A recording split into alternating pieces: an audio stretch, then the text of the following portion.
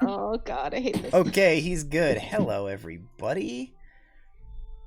Welcome to Delve Requisite. It's Tuesday, and so here we are again. This week, of course, I am joined by the crew of the Grimm's Folly. Hello, crew of the Grimm's Folly. Yar. Yar, good. Yar. Can I get a Hello. yar? That's how we're going to open every episode from Yar. now on. So, we're joined by the crew of the Grimm's Can we get a Folly. yar in chat? Can we get a... Oh, man. Alright, I don't know how Twitch works, but I'm pretty sure we can figure out how to do a hashtag yar. We'll do something in chat in the future. So, I see some We can yars in get a chat. yar emoji in there. We can somehow get a yar emoji Excellent. set up in there. While we figure out yar emojis and get ready to begin our episode tonight, let's take care of our housekeeping business. Let's thank our sponsors. Thank you to Little Dragon Corp and Cardboard Castle Games. Go ahead anytime you would like during tonight's stream and type ! Little Dragon or ! CGC, and you will get a link to each of those sponsors' websites where you can go and peruse their many wondrous goods like dice and tabletop gaming equipment. Accoutrement. Ooh, that's a better word. Okay, yeah, thank you to both of them for supporting the show. Little Dragon Corp, of course, purveyors of fine polyhedral dice. You can use our code PROBONUS at checkout for 10% off your order if you do decide to buy something from them. And Cardboard Castle is a brick and mortar tabletop games store located here in the United States in, I always forget this, Georgia? Evans, Georgia. Georgia. Yes, Georgia. But they do have a web presence. You can buy things online from them there as well if you're in the market. So give them a peek and tell them we sent you if you decide to purchase anything from them. Thank you to Little Dragon Corp and Cardboard Castle. So we return this week, picking up where we left off on the island of Glazow, the pirate haven, where the newly minted crew of the Grimm's Folly has some shore leave while they are waiting for repairs and refurbishments to be made to their acquired vessel, to both fix the damage done to it during their the battle that they took part in, where they obtained this vessel, and to do some work to try and sort of obfuscate the silhouette of the ship somewhat, to make it a little bit less recognizable as a freshly minted Ignean naval warship. They have been making themselves busy on the island of Glazow, doing various things, getting up to all sorts of trouble, and of course hiring a crew. Last week we saw them sort of conduct their interviews among some of the inhabitants of Glazow, most of whom are in one way or another seasoned sailors or have relevant experience that would make them a possible member of the crew.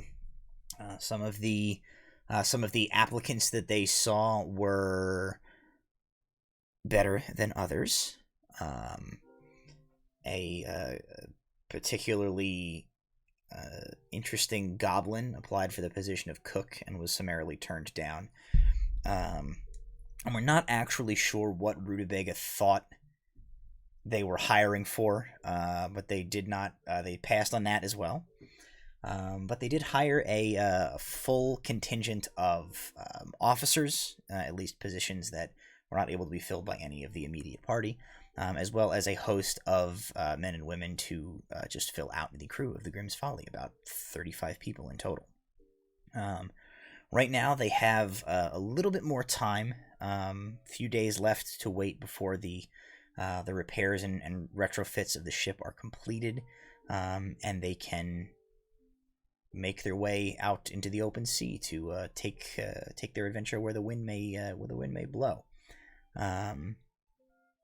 But as we return, I'll kind of turn it over to you guys to see what if anything you have in mind for your remaining time here. There's a few kind of odds and ends you've been up to. You guys paid a visit to the old ruins of the manor house on the eastern side of the island, where you encountered a sort of a strange young girl that kind of came out of a wall, had a very odd conversation with Nymue, and then disappeared back into the wall and vanished. Thyxes nearly threw himself off a cliff trying to look for some sort of a pipe in the cliff face, and you guys have otherwise been kind of conducting various business around the island. So I'll turn it over to you guys. What is everybody up to here? How are you spending your last couple of days before you are prepared to leave?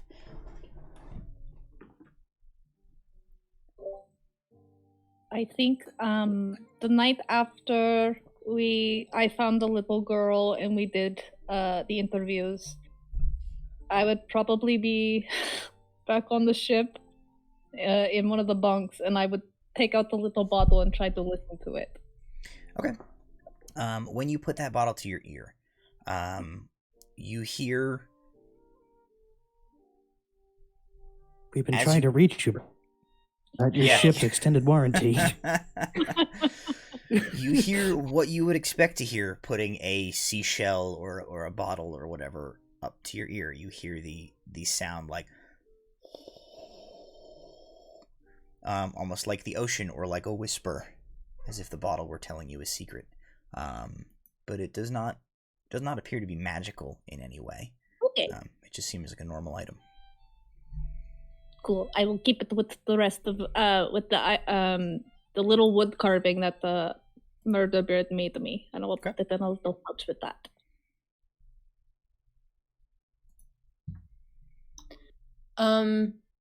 Every night, basically, because these people are not waking up with the sunrise. I highly doubt that. Thyxes gives me sleep till 2 p.m. energy.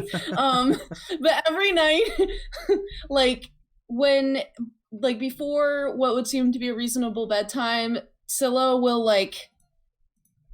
make it fairly visible and obvious to the group that she is going to go to the ship's deck, kind of changing it up a little bit to just meditate in the moonlight. If anyone wants to join her, they can.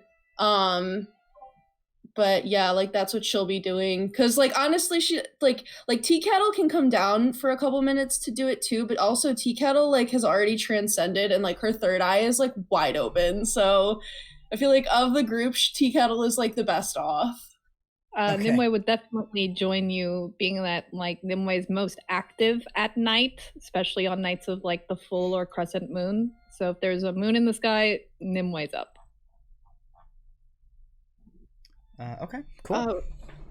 Rowan would notice that you're going not to the crow's nest, but to the deck, and look at Thyxes and wonder if she should go or not, but then she just joins anyway, because she's decided that she'll meditate at night and try to sort that stuff out and pray in the morning. So she's hesitant, but she joins. There's also no blood or incense this time. Yeah, it's a little less horrifying. So yeah. It uses her. It doesn't matter to Thyxes. It doesn't matter to Thyxes. Thyxes is staying on the opposite side of the deck, and he's just watching. Oh, what a pervert. Murderbeard will spend most of his time in the captain's cabin, poring over some sort of something, but nobody really gets a good look at it. Okay. And of course, every morning I will be with Kenna and Tipo. Cool. All right, let's spend a few minutes kind of exploring some of those things. So the late night yoga crew, as you guys are continuing to sort of conduct these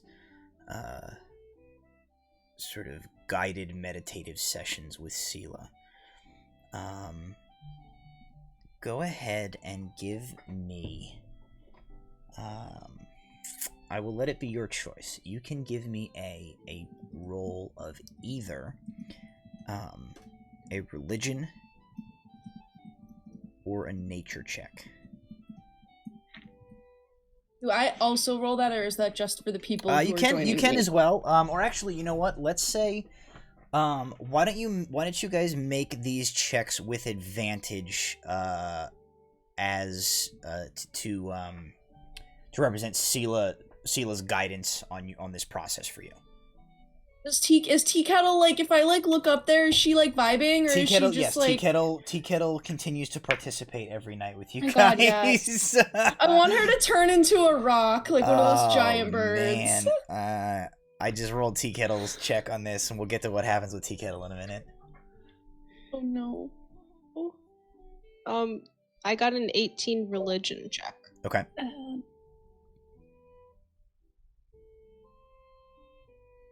I also got a 18 religion. Okay. Is it religion or nature, yeah? Either religion or nature. Yeah, religion. So 18s, okay. So,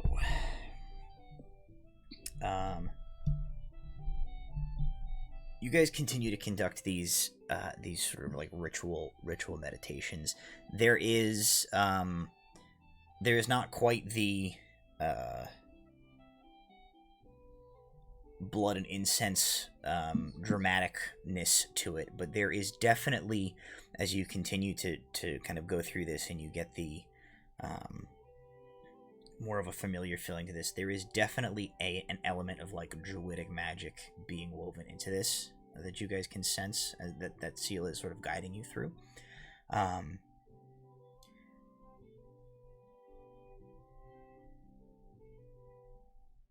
Rowan, you find that as you keep at this process, you are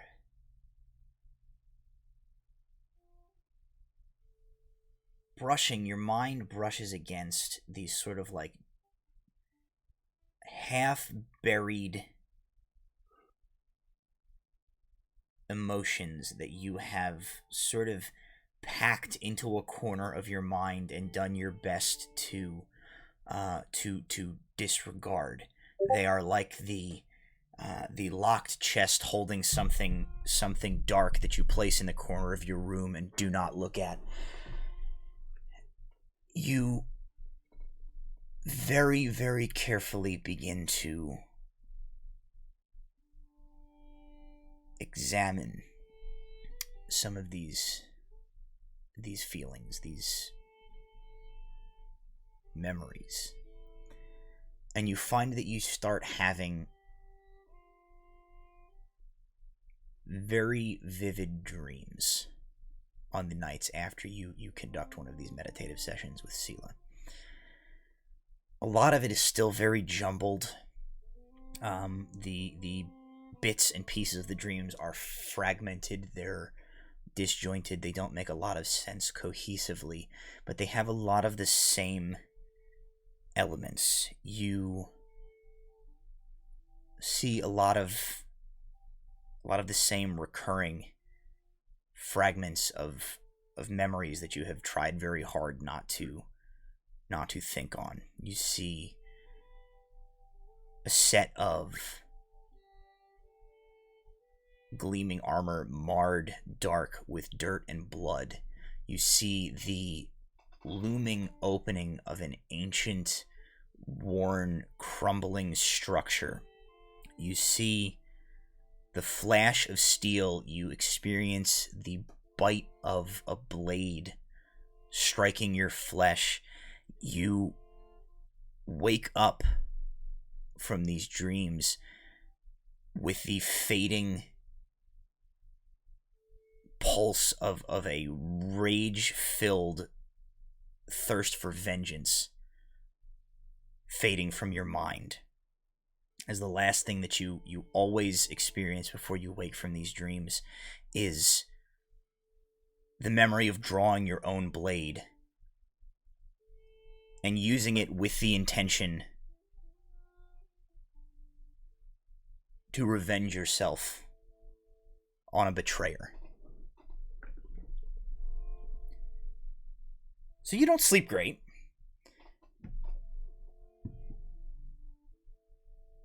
Yeah. Um, have you been hacking my Google Doc that is Rowan's journal, you jerk? No, I'm just in your head. Get out of my brain. Get out of my brain.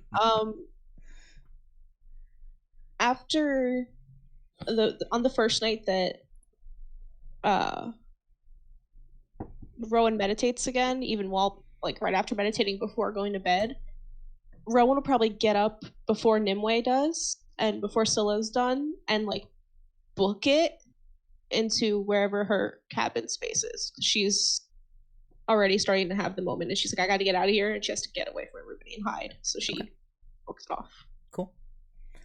Okay. So you guys, Scylla, you can probably tell through this process that the journey for Rowan through to the other side to sort of finding the heart beast that dwells within her, the driving force behind her spirit, seems like it is going to be a tumultuous journey for her. That's why I put her on it. Yeah. Nymue. The experience for you is less reflective on your past and your memories, so much as it is sort of a journey of this inward examination of your sort of the duality of your being, of what makes you what you are, what makes you a Kalashtar. You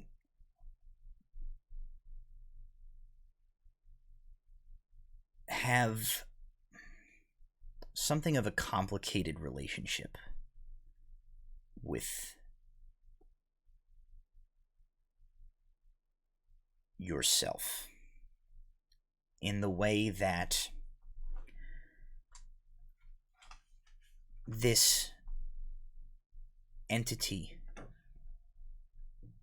that you share your mind and body with is foreign to you and is not always something that you feel like you have a firm grasp on the nature of. You have always felt that your struggles to control your emotions, your flashes of wild temper or unbridled jubilance, these swings in your emotional state have been something that are coming from outside yourself. And you know that there's been quite a good deal of times in your life where that has proven to make your familial relationships tenuous.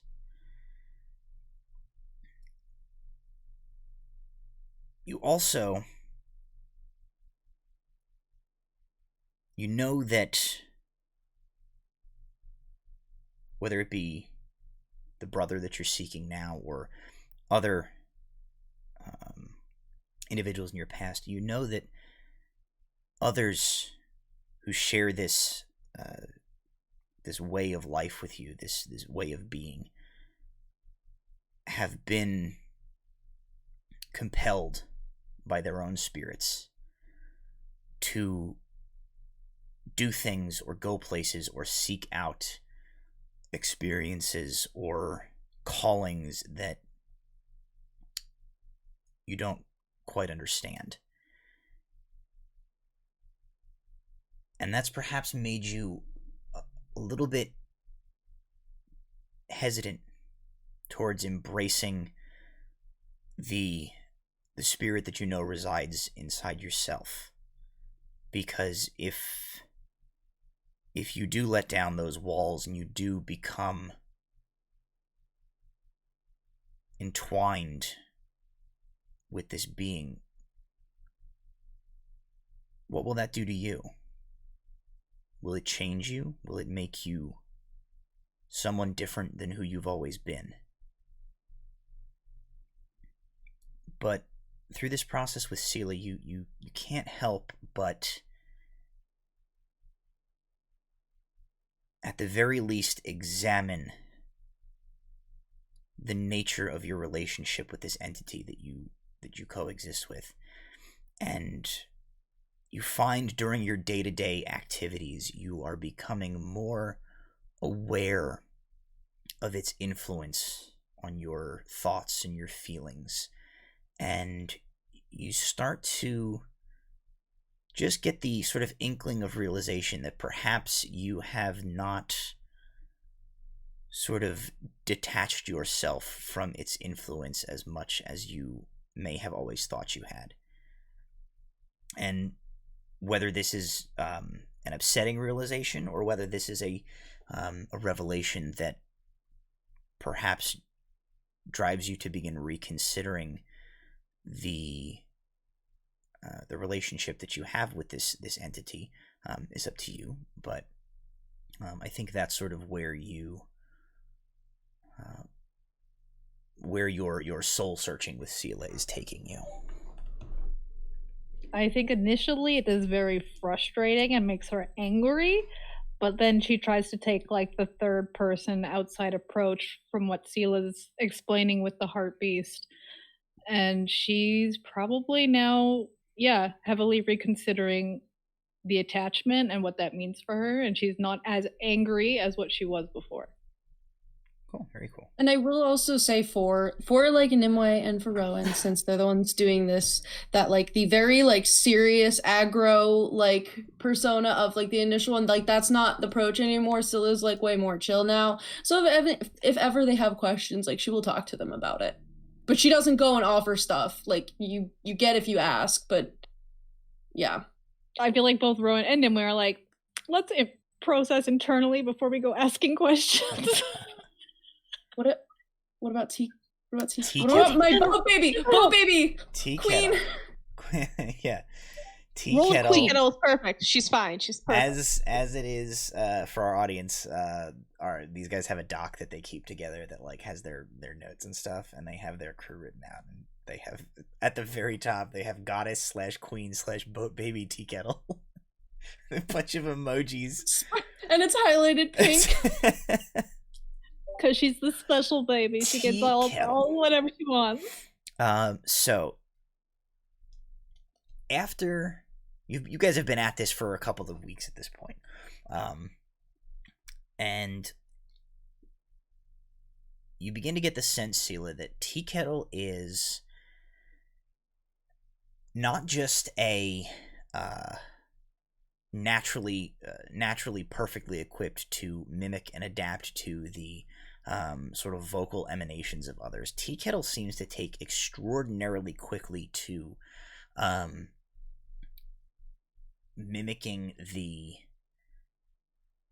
sort of the less sort of the more esoteric parts of other individuals' personalities. And so as you spend a lot of time kind of coaching Tea Kettle, the experience with Tea Kettle is a little different than with Nymue or Rowan, who are physically capable of coming and talking to you to like process through some of the things that they're dealing with.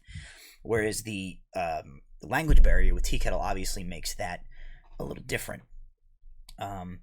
You find that your experiences with Tea Kettle are a lot more sort of show and tell based, where Tea Kettle kind of comes to you and you guys spend, an hour where you don't exchange a word between yourselves, but you sort of sit and you meditate, and you find that as you settle into this very comfortable place of self-introspection and reflecting inward, Tea Kettle seems to be able to kind of watch and observe and pick that up. And after about we'll call it the like 8th time that Tea Kettle has like taken part of one of these meditative sessions, Tea Kettle stands up abruptly as you guys are going through this, and her eyes snap open, and you guys see that Tea Kettle seems to have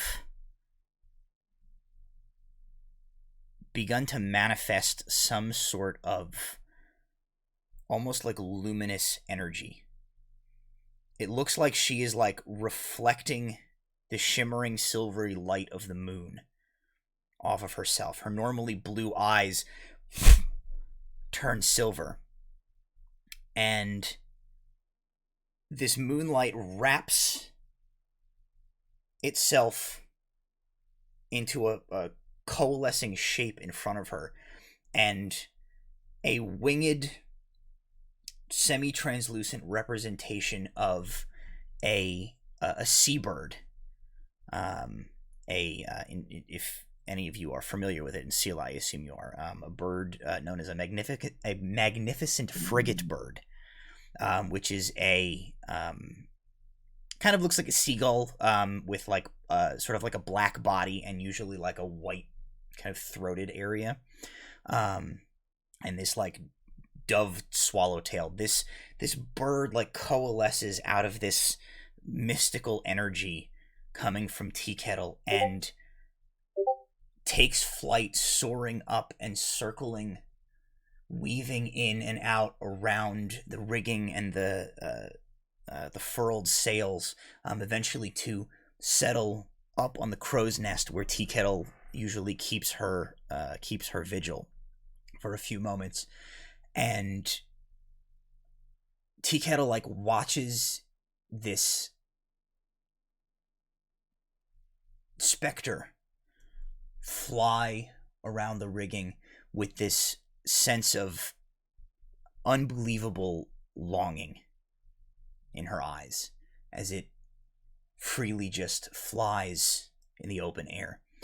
And as it settles, you see that she kind of loses her focus a little bit, and whatever sort of she is tapped into kind of fades away, and the silvery illumination fades, and the bird disappears in this kind of like glittering mote of almost like dust in the moonlight. And Tea Kettle like sits back onto the deck heavily, as if like just having completed a great exertion.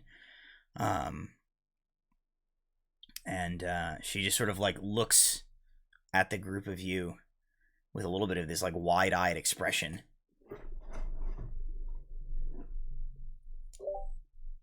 Holy shit. Scylla will just like smile and kind of like will kind of like scooch over so that she's like kneeling like right across from Tea Kettle, and will just like gently like rub her cheek against Tea Kettle's. Like, you know how when cats are like scent marking, like when they like you, they rub their cheek on you? Sure. Like, I feel like that would be like a sign of affection from like one to another, or that like you're proud of someone. So she'll just go and like rub her cheek on Tea Kettle's like little birdie cheek. Okay. And just like pat her head. Tea Kettle, as you sort of like nuzzle past, Tea Kettle sort of like gives you like a little bit of an exploratory like peck just with the end of the beak, just very lightly, and doesn't say much, but you kind of get you can kind of see it in Tea Kettle's face that like she maybe doesn't know what all of that was, but seems like Tea Kettle knows what Tea Kettle's about. Tea Kettle has sort of found some inner truth about herself. It seems. I figured, since you had quite the head start on the others, that you would perhaps be the first one to find success onto this journey. Why don't you take the rest of the night off and just go nap or something? Do whatever would make you happy. Cocks her head, like opens her beak, and makes a sort of like that you guys associate with Thyxes' squeaky pants. And she like kind of pushes herself off, and she goes and like wanders off to go like find Thyxes, and so just like hang out near Thyxes.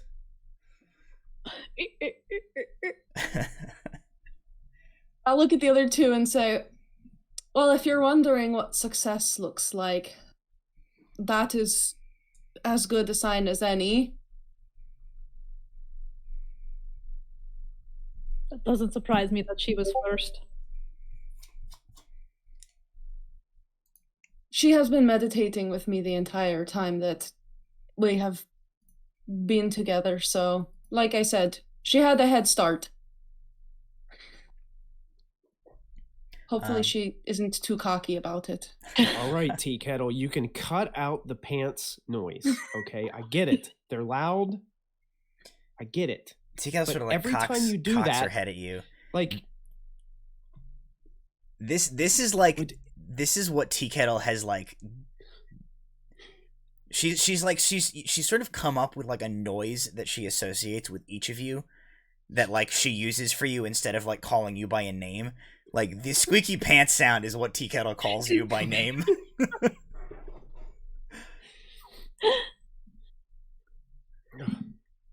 Well, good job, Tea Kettle. It was great to be able to experience that. I'm pretty impressed.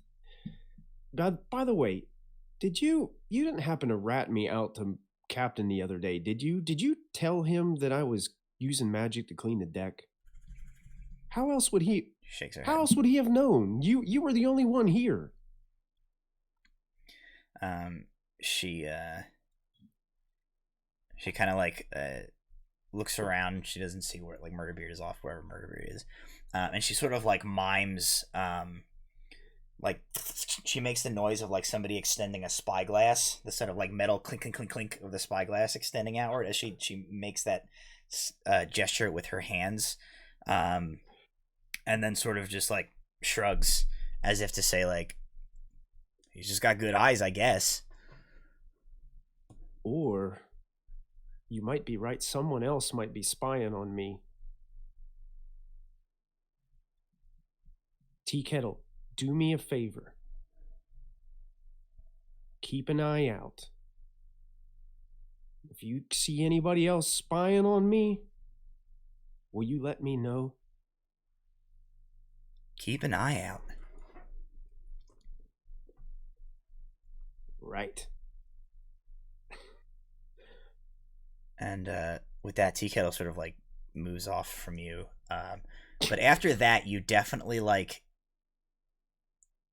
a couple of times a day as you guys are all like going about your business, you catch eyes, you like lock eyes with Tea Kettle, and Tea Kettle gives you like a just a nod, like got you, bro. I'm scoping things out. Right back at Tea Kettle every single time, and almost completely obvious to anybody who'd be watching. Okay. One of those moments that Rowan probably got frustrated, and I saw Rowan get flustered and go below deck.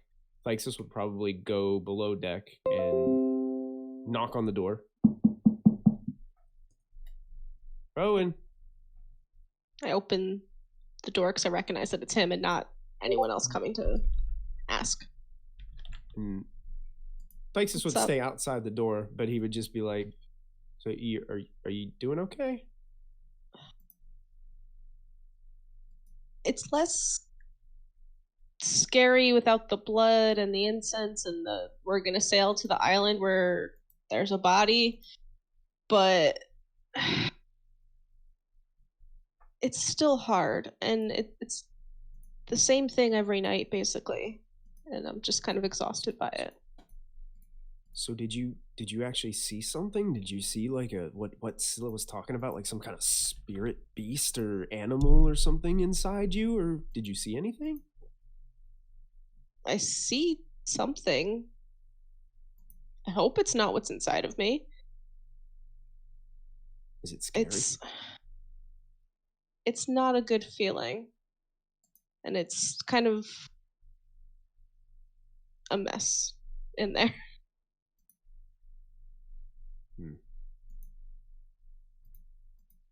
Well, it makes me nervous. I figured since you I weren't know. joining,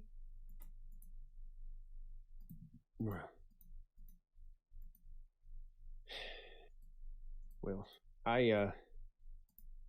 let's just say I have a lot of fear about what could possibly be buried inside of me.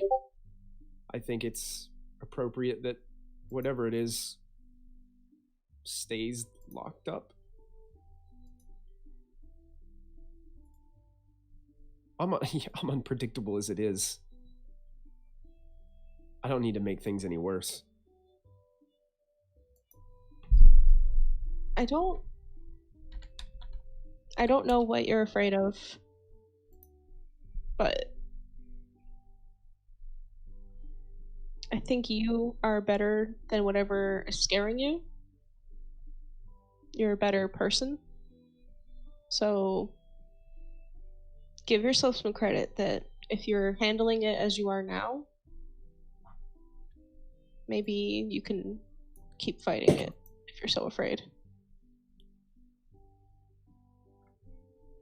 Well, thank you. It's probably one of the nicest things anyone said to me. That means a lot. I do have one question for you. Yeah. Now, my ears were ringing a little bit because I was busy firing off cannons.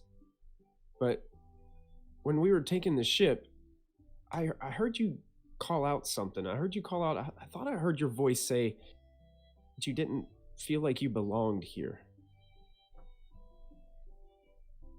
Do you still feel that way? I was never meant to ever be on a ship. Let alone part of a pirate crew. It's just not anything I ever thought would happen, and I don't know what the heck I'm doing here. Every single day I wonder, I mean, I know how I got here, but I wonder how I got here. I mean, we all got pulled here because of slavers grabbing us from wherever the heck we were grabbed. I mean, do you feel like this is where you belong? Well, I don't know. I don't know if I necessarily believe in destiny or fate or any of that, but sure beats continuing to get denied by libraries to access their books, and it's just been a real eye-opener for me. And to get to learn from someone such as, someone like Captain Macbeth Murderbeard. I mean, such a prominent name. I don't know. I'm seeing some connections there. I don't know. I'm just give it some time. That's all. I get it. And you saying about learning reminds me, and I will pull out the books I got from the Plantation Manor House.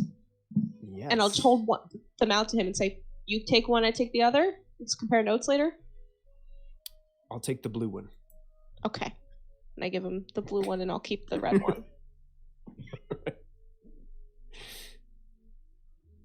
And I'll just kind of pat him on the back and just thanks, Thyxes, for checking on me. It's nice to know that you'll check on me. Yeah, I got your back.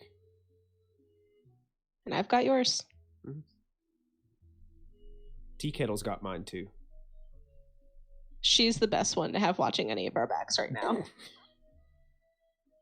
She's got good eyes. Real good eyes. Mm.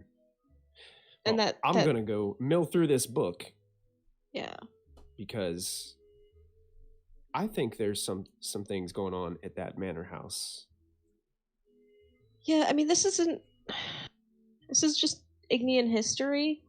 So I don't know if it's anything really to do with the people who had that manor house, but at least it'll tell us what they read about and what they thought. Sounds good by me. Compared notes later? Oh yeah. I'll have something to read while I'm trying to hide and dodge rutabaga. Yeah, I don't think she can read, so you might be really safe behind a book. Yes, I agree. Great. Well, have a great night. You Sleep too. well. Hopefully you'll rest easy this evening. I'll try.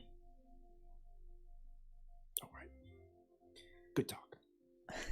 Rutabaga has her PhD.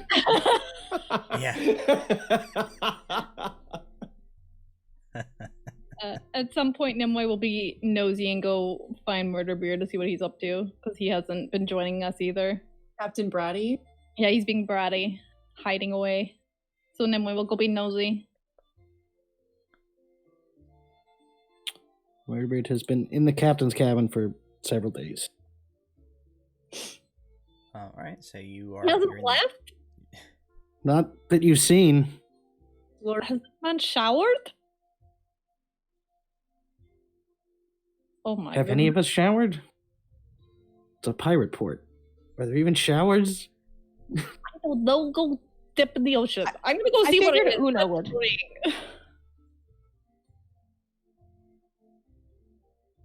I'll knock on the door and then open it and not wait for a response. Okay. Inside, Murderbeard is like hunched over a table with like there's a whole bunch of like maps and stuff, and there's like a compass and just like tons of quills and like a lot of candles that are burnt down. And then in the one corner of the room, you see there's like a mannequin that had like the naval coat of the previous captain, but like there's like a rapier through it and then into the wall. And then behind Murderbeard, sort of like on the wall behind him, is just like sort of like a beautiful mind, like insane person, like that thing going on. Conspiracy dots? Yeah. Oh my And just god. notes and stuff like that. And Murderbeard does not seem to notice you when you come in. Does it look like he slept? Not really. Oh my goodness. Macbeth? I Yes. knock on the desk. And upon seeing that, he promptly like slams shut the book that was in front of him and then turns, and there was just like sort of like a sheet or a big cloth that he like covers the insanity board. I already saw it. I don't know why you're hiding it. Make an insight check, Nymue. Okay. Let me just look. Ugh. Natural 20 plus 3, so, 23. Macbeth, you can correct me if I'm wrong here, but I think probably Nymue, which you catch a glimpse of briefly before Murderbeard covers that Pepe Sylvia board up, is he's got like locations on different islands throughout the Ioloquist archipelago pinned, and he has like scraps of like handwritten notes that you catch glimpses of what you think might be like dates. All like past. The current year is 1093. Okay. All of his like dates that he might have written up here are, most of them look to be like there's nothing more recent than like the last year. Okay. But some of them go back. You catch a glimpse with the Nat 20. You probably glimpse some as far back as like 10-15 years ago. Okay.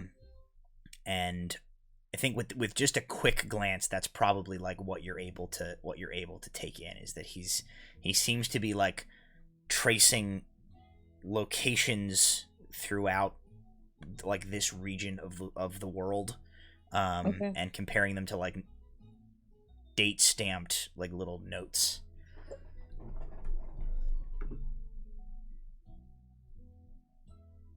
Bit of a side project. This looks like bigger than a side project. Well, it's sort of unfortunately forced to be a side project, as there's not necessarily anything new coming in. And, well, that whole weird thing that happened with Scylla the other night, well, that stirred up some... Let's say, Nymue, there are certain things that I forgot for a reason, and whatever got some things back, and that, and he gestures to like the stabbed through mannequin, that was a result of that, and apparently I don't know my own strength, because I stabbed it in there and I can't get it out now. So that's just a permanent feature, I guess. Decoration. You're not the only one that got a little riled from Scylla's meditational practices. I know Rowan was upset shortly. Made me a little angry, but I think that's the purpose of it, is we have to move through it to get to the other side. Otherwise, we just hold on to that anger. But that doesn't mean what you're feeling is not important. It doesn't have to be a side project. Like, hello, you have a crew now. You're captain. Ask us for help. I suppose you're right. You want to help me find my brother and the Naporian bullshit for Luna Warriors, but yours are important too. Appreciate the help, but as of right now, the trail has been quite cold for quite a while. Maybe, but maybe if you tell us what you're looking for, we can keep more eyes out. I'll give you a hint. It's a son of a bitch who looks exactly like me, except his beard is black. Oh, you're looking for your brother. More precisely, I'm looking for his head on my mast, but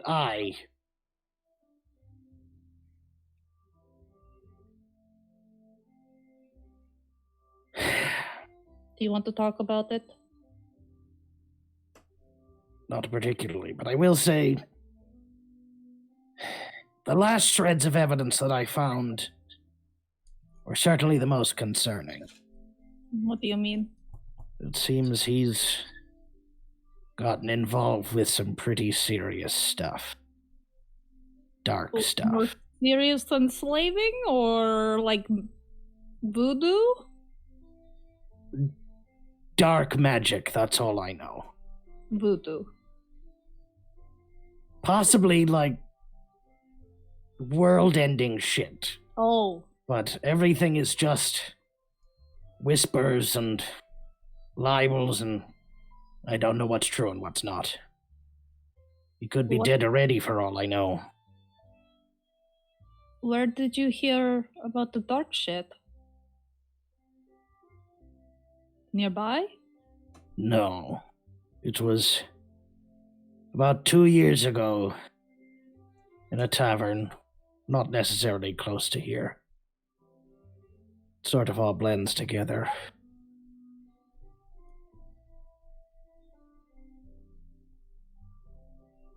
Anyway, I think it best we be getting back to the crew. I've been with the crew this whole time. You're the only one that's been missing. I meant physically right now. It sounds like and it feels like you're deflecting, and I don't appreciate it right now. What is this, Nymue's psychoanalyst hour? Yeah, Beach. Well, we don't have a couch. You don't need a couch. You do the way I do it. Let me read your diary. Okay, first off, it's not a diary. It's a journal. It's a diary. Do you want to die, Yuri, right now? I'll stab you. Did you ever call it a diary? Oh my god, oh no. He can't stab you, he can't get his sword out of the wall. Yeah. Is that... Tell me to help you pull it out. I have a lot more than one sword. As he like, pulls his sword Murderbeard- from literally nowhere. Murderbeard got a player inspiration for having a diary. Did Murderbeard get an Jason. inspiration for having a diary? Or Is there a did- way that did I can Nymue refund get an Jason's- inspiration- Because I don't get an want it's inspiration for actually- sick burns? It's actually for Murderbeard's And diary. then- So it's the diary And itself. then No Face gave 10 gold to Macbeth's diary. So the diary specifically has 10 gold in it. after a long point of just like Nymue and Murderbeard just staring back at each other, just all right, fine, it's a fucking diary. You happy? Little bit, yeah. But I had a diary. I don't have it anymore. Everyone has a diary. It's fine. It's normal. You're normal. Well, let's not go that far. Right. I know. I'm asking for permission first before I go reading it later.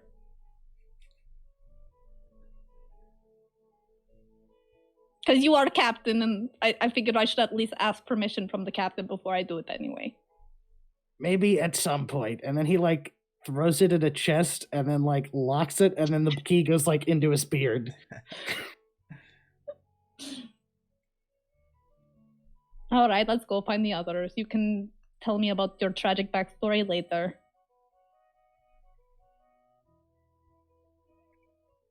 Okay. I joke, but I'm serious, Murderbeard. If you want to talk, you are captain now, and you have a crew that is very loyal to you. Well, we have a bit more pressing issues at the moment, and he like opens the door to the thing. Thyxes! I see you scrubbing! I'm reading. Who told you you could read? He did. You- Back off. I hadn't seen you in like 3 days, Captain. All right, I'll let it slide this time. Thyxes just starts sliding slowly away and then turns around abruptly with the book. It's also real good to know if that I had just been dead in there. It would have taken 3 days.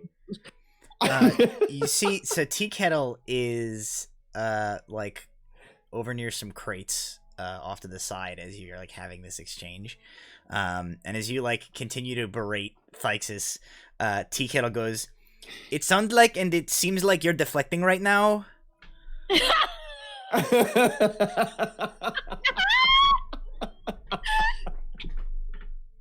fucking love it. What she said.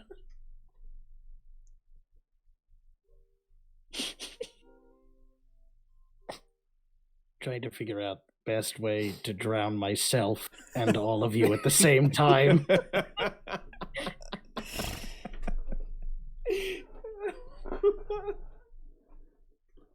I love Tea Kettle. She is queen.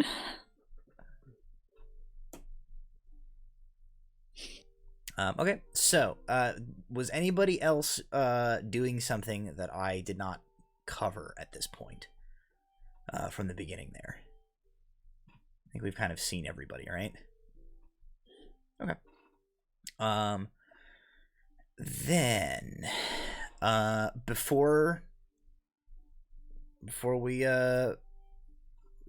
montage it to the end of your waiting period and have your finished ship, is there anything else anybody is wanting to make sure that they do on Glasgow before you guys are ready to depart? Go check on the creepy little girl. And I wanted to go ask Una about why Yes. no one goes to the plantation house and about if she knows anything about it, and just that kind of stuff. That was my main thing. Okay. All right, then you can certainly head over to visit Una at the Iron Pony an evening here to try and talk to her. You guys head over there. Definitely Rowan, I assume Nymue with her. Any of the others of you that want to go, absolutely can. As you guys head over to the Iron Pony, you see that it is beginning to get relatively crowded in here as it's the sun is going down. It is one of two drinking establishments on this island full of pirates. So it's quite the place to be in the evening time. A lot of the tables are filling up. You see that Bashir is kind of quickly making his way between a bunch of the different tables, bringing drinks out to people, bringing bowls of stew to various patrons, and like bussing away empty flagons and stuff from tables that have got up and left. Una is behind. As an individual walks by Thyxes bussing, I will go ahead and just take one of the empty bottles. Sure. And hold it. You get an empty bottle. You hang on to it. Una is behind the bar, serving drinks. She kind of catches your eye as you guys come in. She gives you a nod. Takes her a couple of minutes to kind of serve a couple of patrons, and then she comes over and kind of leans over to the bar. And so certainly we have Nymue, Rowan, and Thyxes are definitely there. Macbeth and Scylla, did you guys also come along? Yeah. Okay, so the whole group of you is there. You you come in. You can see over in the as like you guys come up to the bar and Una goes to greet you. You do see a couple of your other newly hired crew are also currently in the bar. They have begun to move onto the ship, and have begun to get to know each other themselves. You see that Apora Dozan, Anna, Cromwell, and Vadric are sitting at a table together, just sharing a drink and having a conversation in the corner. They kind of spot you when you guys come in, and they give you guys like a nod of the head, a respectful gesture of greeting. But you come up to the bar, and as Una approaches, she looks at the group of you and she says, "Good evening. What can I get you to drink tonight? On the house as usual, as compatriots of my loving father."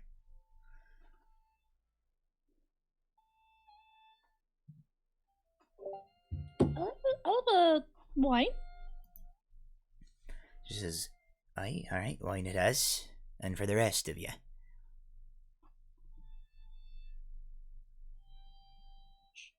A local favorite?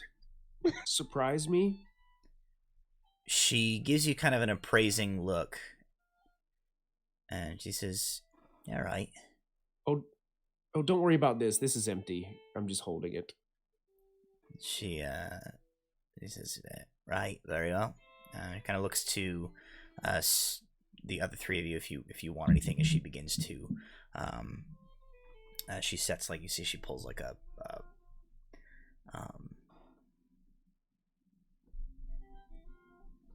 it is a glass, at least, as opposed to like a flagon or a tankard. It's not exactly a wine glass, but it is a glass. She pulls that out and sets that on the bar, and she grabs a tankard for Thyxes' drink. She kind of is continuing to look over her shoulder at the rest of you as she goes over to a keg and like pulls the tap to begin filling this tankard of ale for Thyxes. She says, "And you, Miss Rowan, Miss Scylla, or you, Father, anything?" Mead. I squint up at the board and I'm like, "I'll take a salty sea dog special." She goes, "Are you sure?" Yes.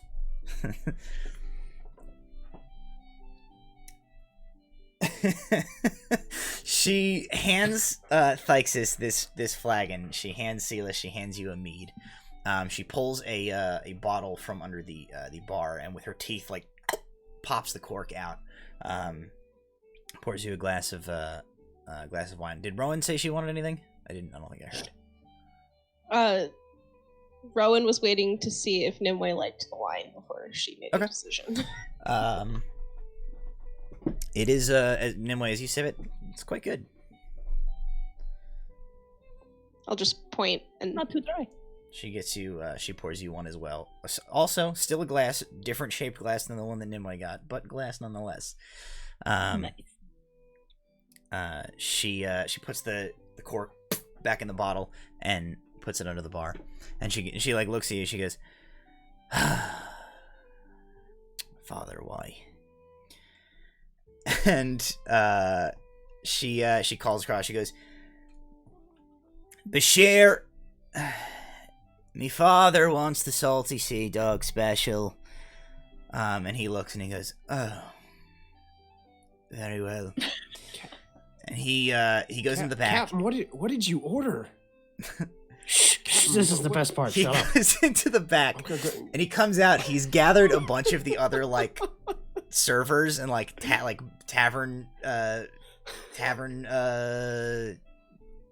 servers, I guess is the word. And they are With the Applebee's birthday song. They are like, carrying between them. Yeah, they are carrying between them what is absolutely like a cut in half, hollowed out cannonball that has some sort of a liquid in it, and like an umbrella and like a twirly pineapple wedge.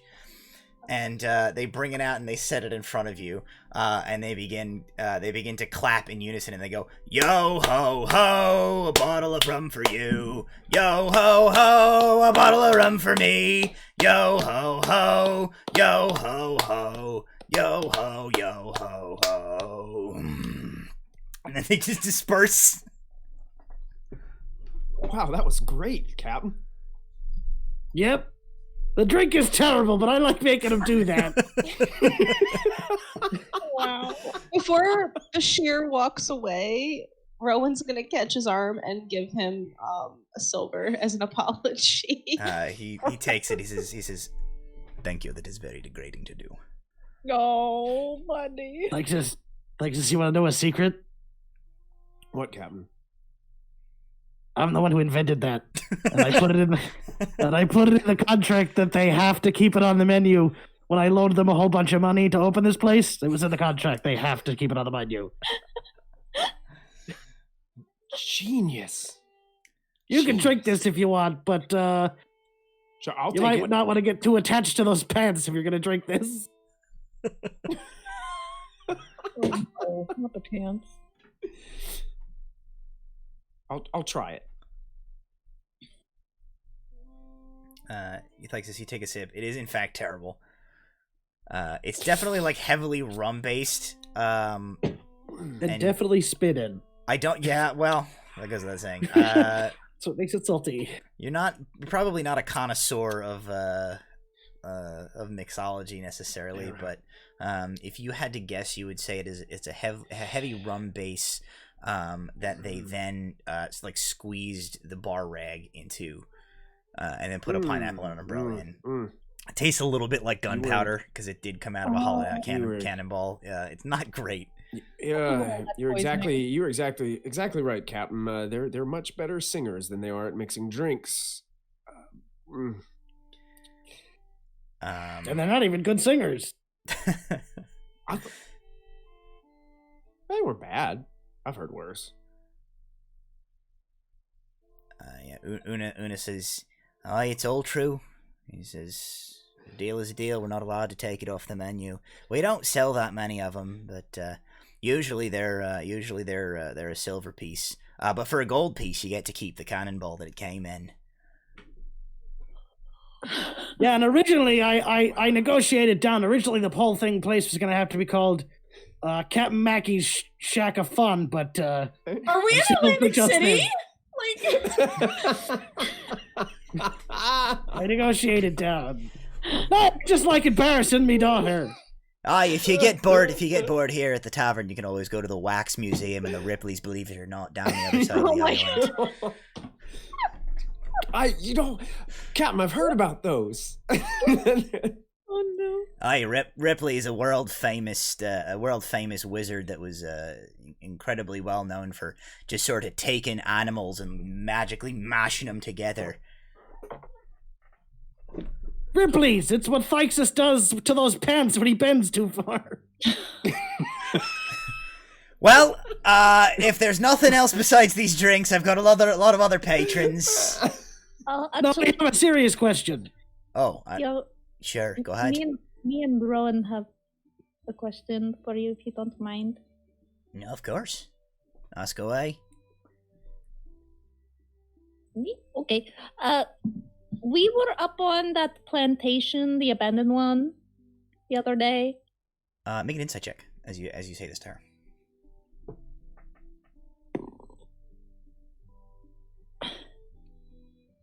That is a nat 20. What the hell? Okay. Kristy's cheating. As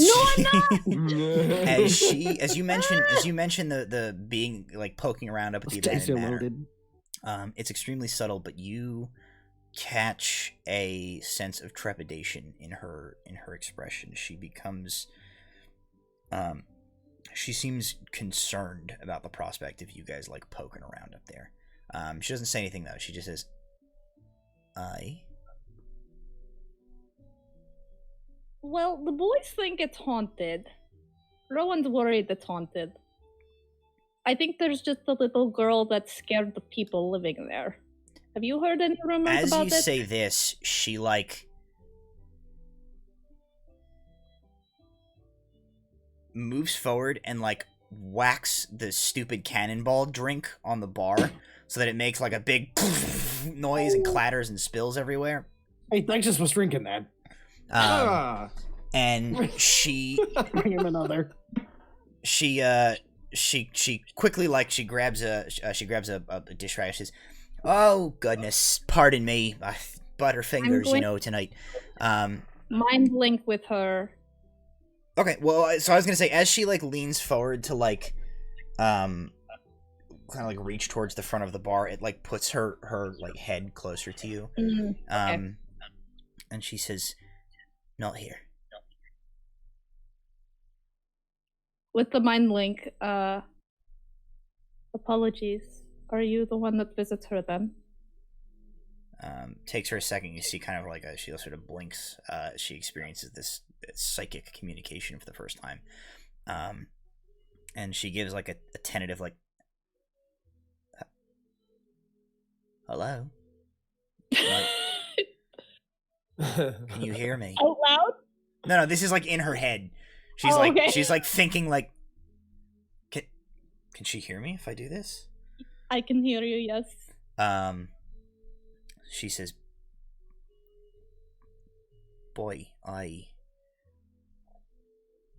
would recommend you don't do that to a lot of people around here, as a general habit. Only people I like. Is likely a trick that is going to get you stopped." She says, I visit her. You know that she's up there." Yeah, we became friends. She gave me a little bottle. She says, "Let's retire upstairs for a moment and have a conversation away from problems." Of course, I am so sorry. She says, "You had no way to know."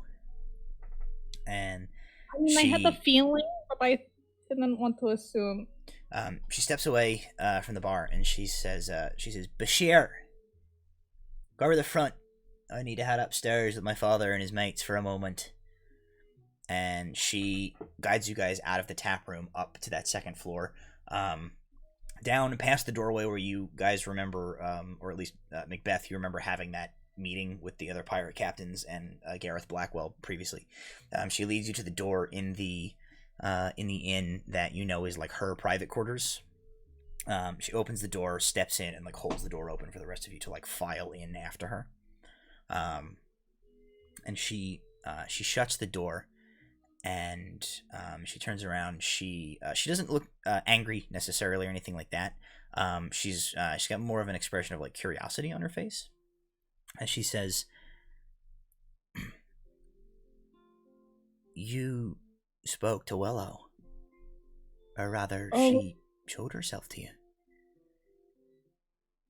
I mean, I think she was spying on me, and I don't think she meant to get caught. But then when I told her I liked her collection, she seemed pretty open to maybe being friends, but still very scared. She wouldn't tell me her name. She kind of nods. She says, "To tell you the truth, I don't know her name either. I call her Willow. I have for some time now, but that's the name I gave her myself. She seems to like it well enough. She says, it took me months to get her to come out and talk to me. I'm astounded that she revealed herself to you like that. She's incredibly timid. I know what it feels like to be weird in lots of noisy people, so I try to approach her like I do the ones on my island. She kind of nods and she says, I know very little about her. She lives not in the house, I don't think. The way she talks, it's as if there's something below that I've never been able to quite parse together what she's on about. Seems to make her home down there. She's not quite right. You know, something must have happened to her. I've got no idea how long she's been up there on her own. How long have you known about her then? She says, I first got hint that she was up there, that someone was up there, about 2 years ago. Wow. She says she clearly ritualistically organizes things on the mantelpiece in some of the rooms up there. I caught sense that someone was up there. I saw the collections she leaves. I was pretty sure I'd heard her a couple of times as if she were watching me. And so I just started going, and I'd head up there, spend an hour or so just sort of talking. I'd leave behind a bit of food, things like that. I'd come back, they'd have been taken. She says it took me months to get her to come out and talk to me proper. Because even to this day, if I ask her anything too direct or too personal, it's off into the walls and gone, and sometimes I won't see her for weeks on end. She looks at you guys very sternly, and she says, now that you know that she's up there, what are your intentions? Well, she told me I could come back, and I thought I would maybe bring her a gift in return and see if I could get her to talk to me more. Maybe show me where down below is. She says, careful asking her that.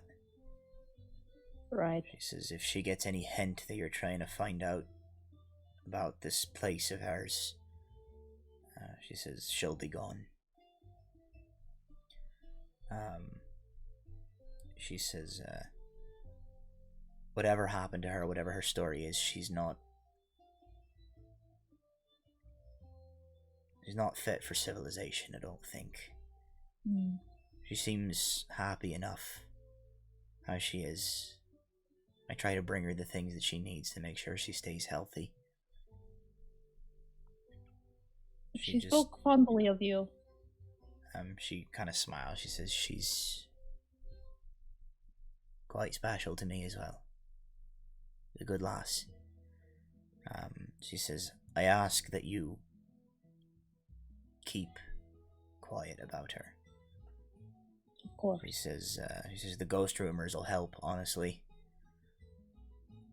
I've been trying to make sure that nobody knows that she's up there, that she stays undisturbed.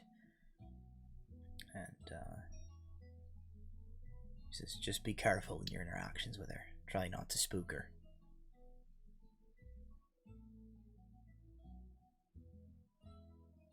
I'll tread gently with her then.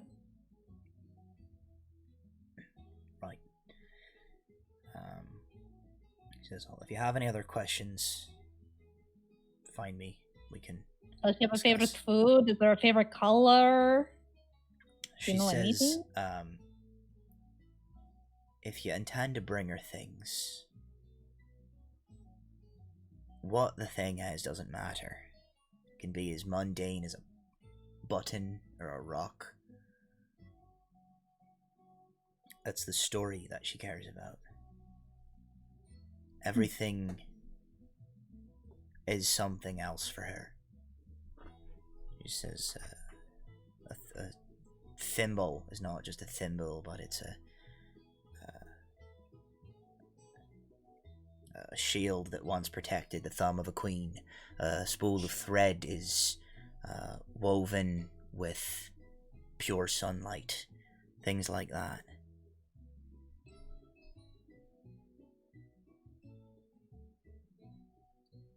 Alright. Interesting way of thinking. I like it.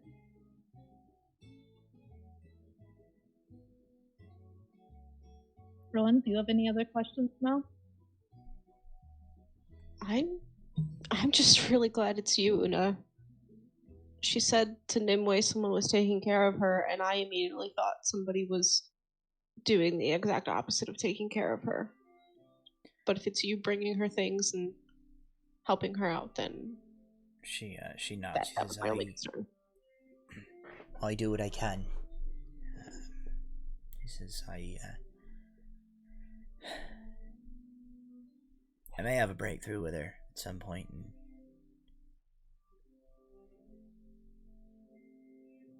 convince her to come down or come out, but if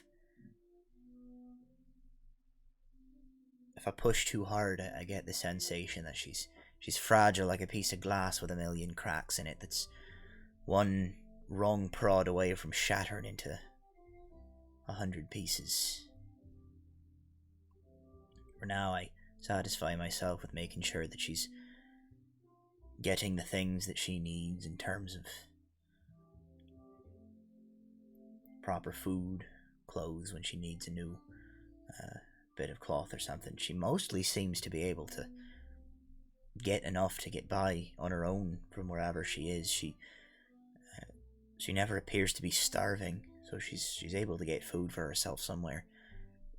I try to bring her things that she can't possibly scavenge for herself: salt, the occasional piece of fruit, things like that, minerals and the like that she needs in her diet to stay healthy.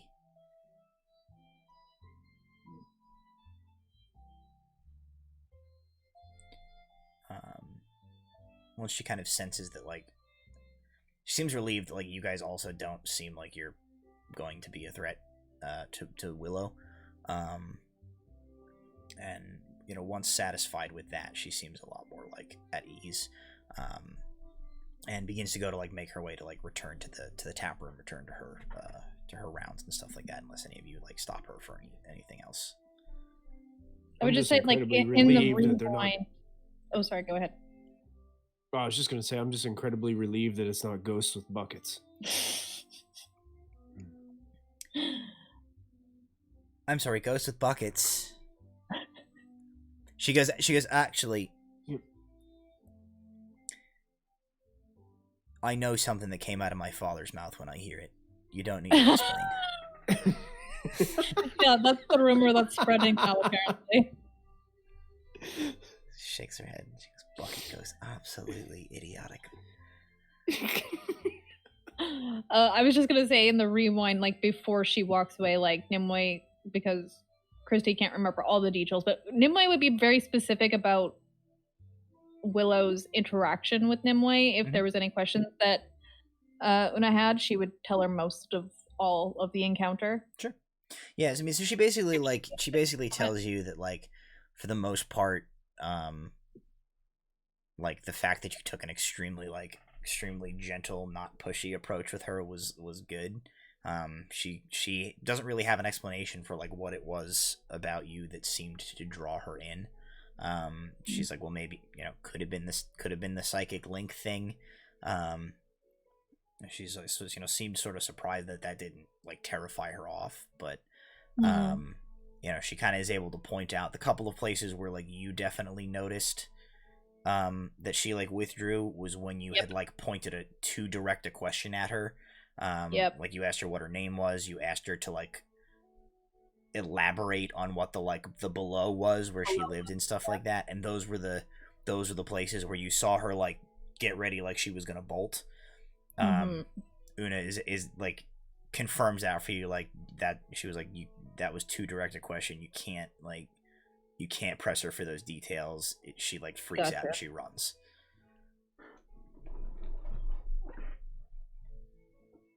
Does she respond to Willow now? She nods. She says, "Oh, she does." All right. Yeah, that's everything for me then. All right. She like kind of ushers you guys out of her quarters, closes and locks the door behind her, slips the key into her tunic, and then heads back and goes back to serving patrons down below. So you guys have that information about the little girl that you encountered up in the manor, apparently named Willow, being taken care of by Una Murderbeard. Alrighty. So anything else on the island? Are you guys paying another visit up to the manor at this point before you leave? Otherwise, you're probably. I think I would. Okay. Nymue would. Cool. You going that same night? You going like the next day? What's your plan? Probably the next day. Okay. I would go shopping that day. And maybe like get her like a scarf or something. Okay. Yeah, Rowan will tag along with Nymue on this, and help pay for things. Okay.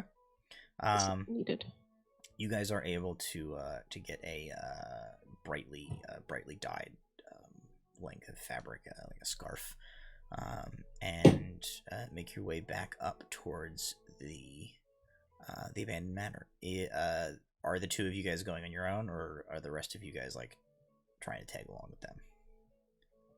Nimue's okay with everybody tagging along. She did ask, but I think Nimue's just like, be quiet. She said we can come back, but be quiet. And I don't think she'll want to necessarily see all of us, maybe just you, but I do want to be Probably. at the house so she can get used to us there. Being there, yeah.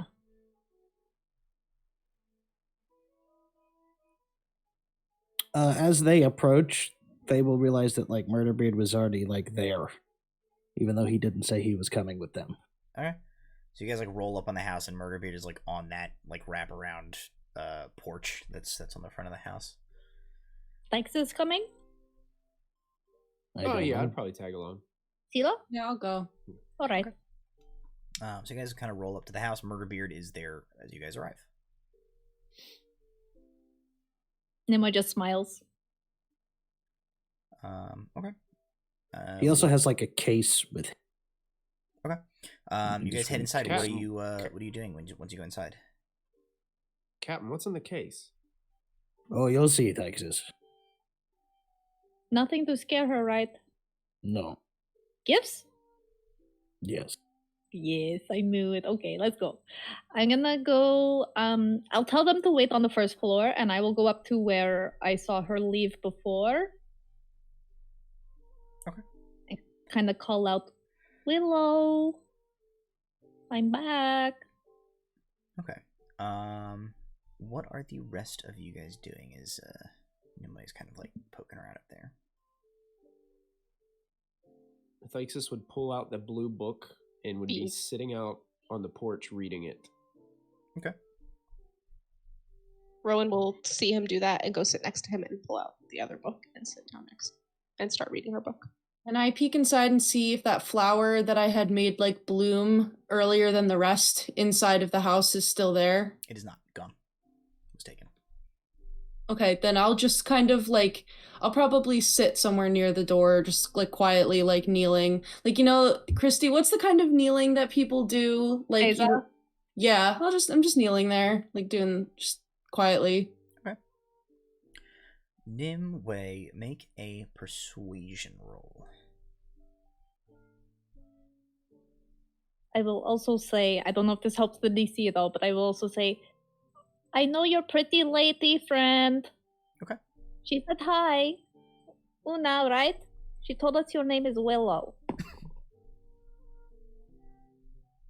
Persuasion. Solid 10. Solid 10. Okay. you guys hang out for a while. And you sort of call, and you call a couple times, you wait. How long are you waiting here without getting any response before you guys, like, peace out?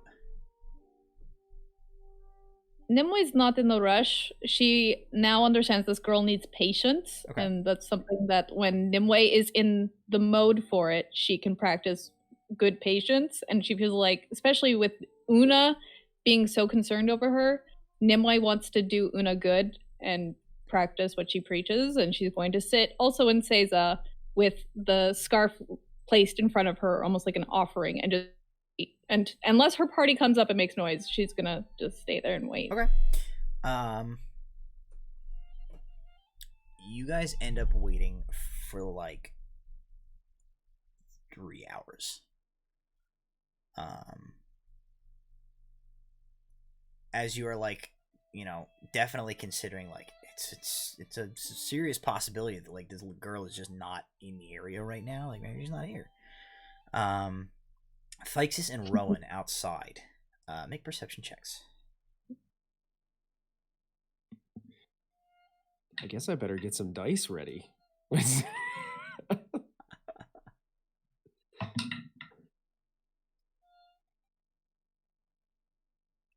That's an 8. An 8. That's okay. a 13. A 13. Luckily, in a rare moment of slight clumsiness, you guys notice there is like a little bit of a like crinkling noise and like a little bit of like plaster falls from like above you on like the overhang of this this porch that you guys are sitting on. I push the second that happens. I push Thyxes off the porch in case it's gonna fall in on him. And I like run off the porch with him, like grab. So you like there's this like small noise. You shove Thyxes. Well, if the plaster falls, like I can see it. Yeah, like, you shove Thyxes. You like dive forward. You guys both like sprawl in the dirt on in the front of this this manor out on the front. You like roll over, and as you look back at the house to like this awning that you guys just like dove out from underneath, you see sitting on the roof of the awning with her legs like tucked up to her chest and her arms wrapped around her legs, just looking at you with these like big owl eyes, is Willow. So you guys like sprawl out in the dirt, and you kind of look up and you lock eyes with her, and she locks eyes with you, and she goes, "Oh, are we jumping?" Oh, Rowan, you're really strong. Sorry, Thyxes. I thought it was gonna fall on you. Hi, you don't have to jump. I thought that something was wrong with the house, and he's very squishy, so I just didn't want it to fall on him. I didn't mean to scare you. She nods. She says, she nods. She says, "Something is wrong with the house. The house is very sad." She says, "But I do what I can to make it be not as sad. Houses need to have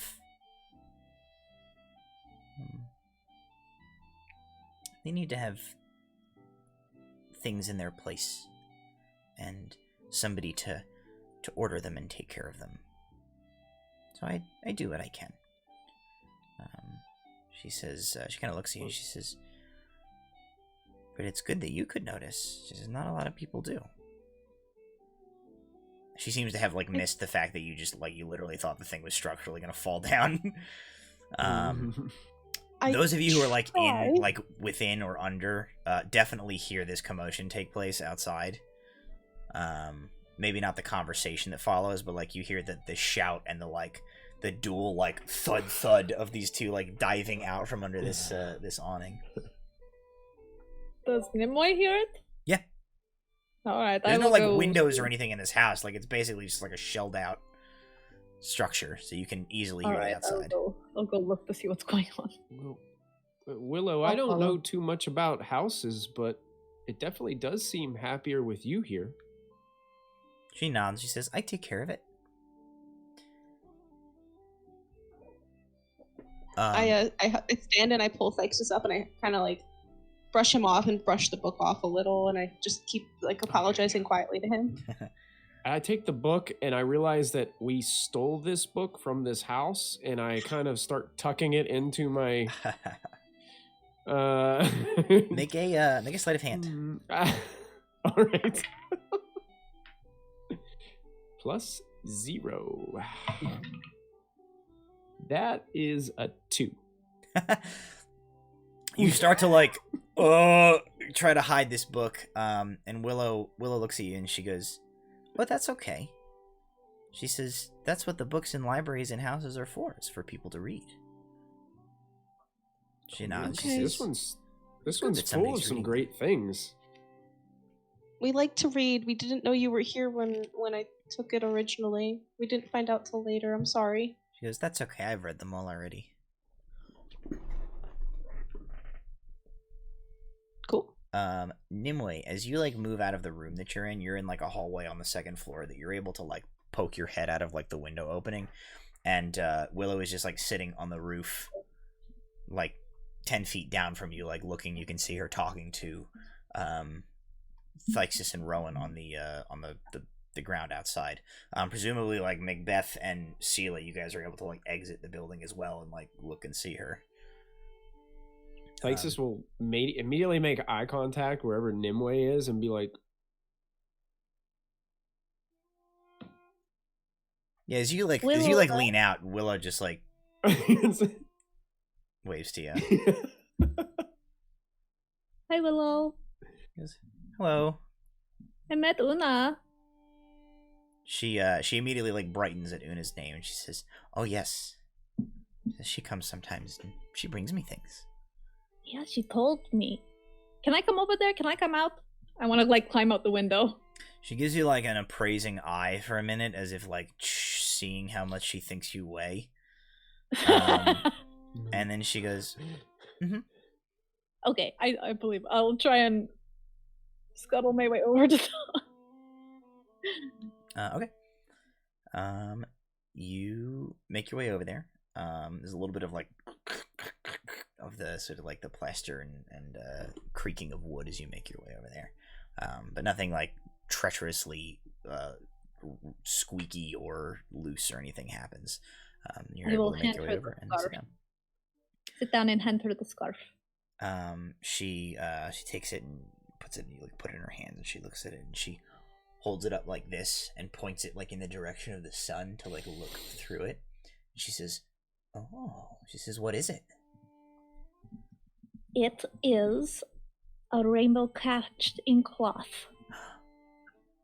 A real one. She quickly like lets go of it with one hand and makes like a gesture so that it arcs in the air, and she like bundles it back up in her lap and then looks at it appraisingly for a moment, and she says,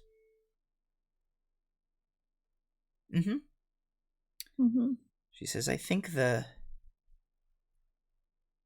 rainbow was a happy one I think that so they too. caught in here. Sometimes they're sad, but this one seems like it was happy."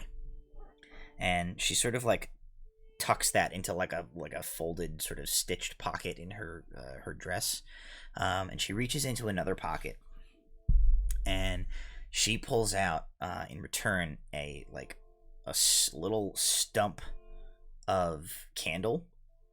Oh. She hands that to you, and she says,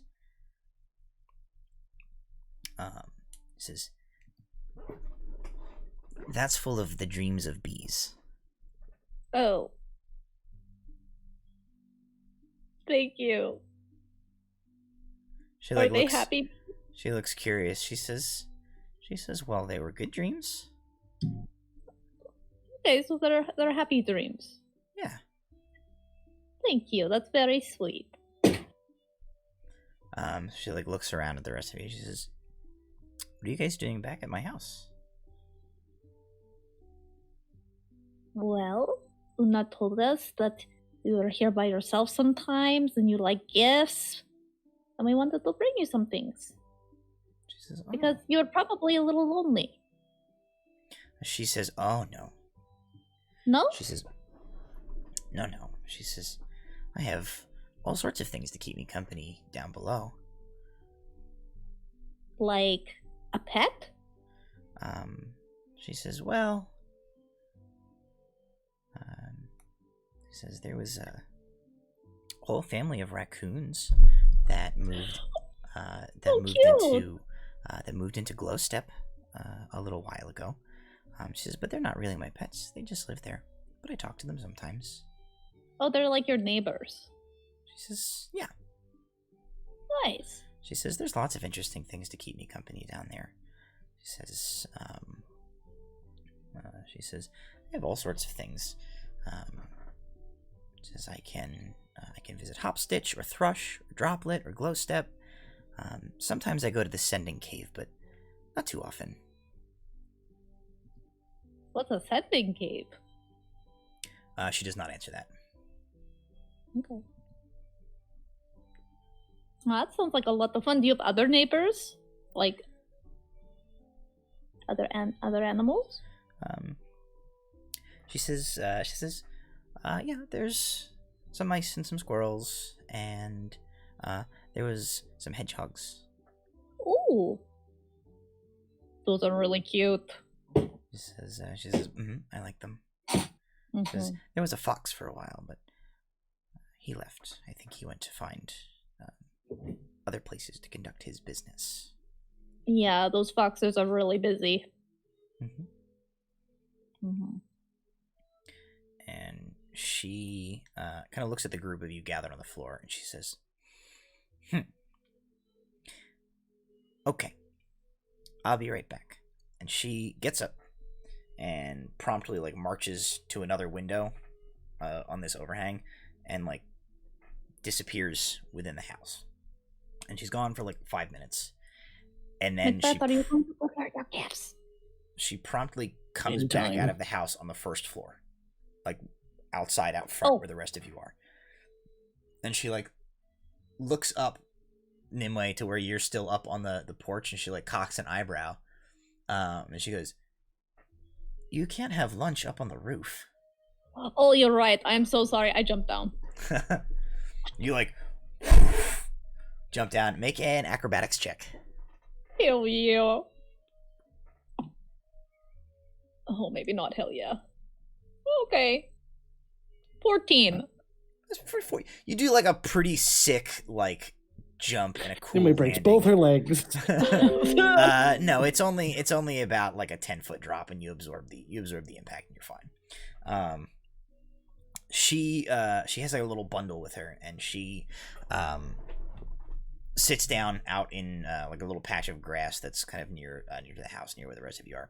She opens up this little bundle, and you see that there is a couple of what appear to be ripe apples, and a decent sized loaf of bread that the bread you recognize probably as having been brought to her by Una at some point. And there is a something else wrapped in a wax sealed cloth wrapper that she sets kind of to the side. And she takes from within the pocket of her dress, she takes a small paring knife and begins to cut the apple into slices. And as she finishes cutting a bunch of slices out of the apples, she looks up at the group of you, and she's like, you have to sit down to eat lunch too. Sit immediately. She shakes her head and she says, I'll sit. Is it beside her?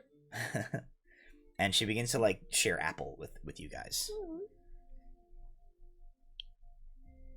I'll share a good berry with her. Oh, interesting. Okay, you make a good berry. You hand it to her, and she looks at it. She says, "Oh."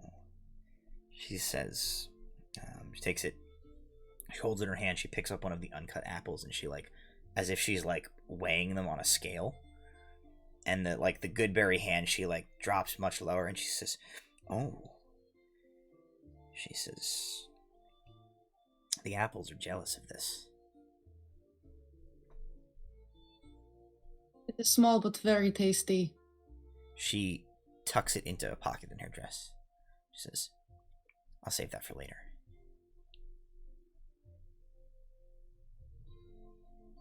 Everyone gets a good berry. Everyone gets a good berry. Is Murderbeard eating apples? Yep.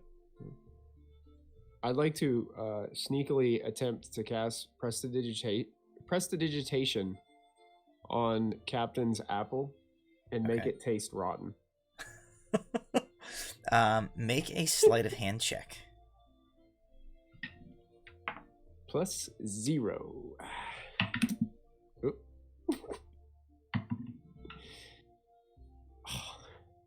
That's a natural one. Everyone sees Thyxes do this.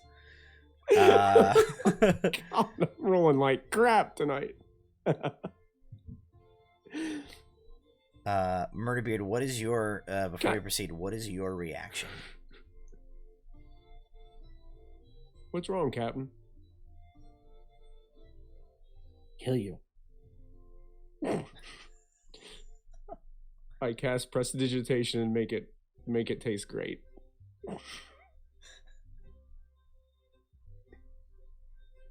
Without I like get breaking up and eye contact I with walk Thyxes at all. Just I get up and I move over between two other people and then I sit back down again. All right. I lean over to Willow. I'm like, those were the noisy ones. She nods. She's like, for her part, like she's like cutting little, like very particularly meticulously sized cubes of apple from like the whole one in her hand, and then like individually putting them to her mouth. But she does not seem inclined to engage any of you guys in like she's not initiating any conversation. She's just like sitting here and eating her apple.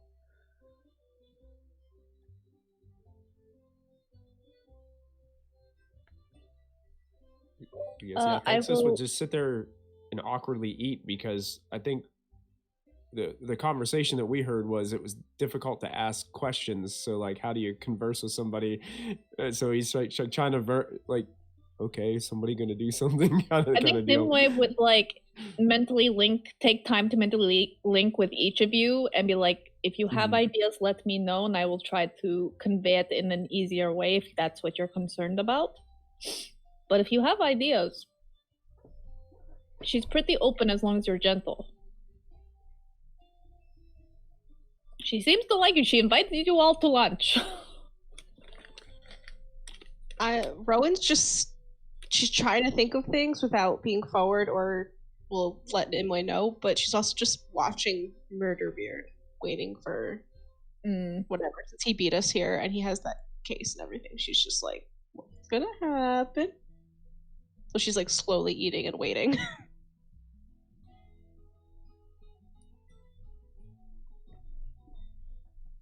well, Miss Willow, I think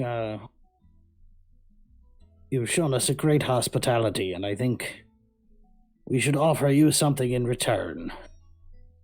Would that be something that might interest you? She gets extremely formal. She sits up very straight. She says, "Yes, I think that would be proper."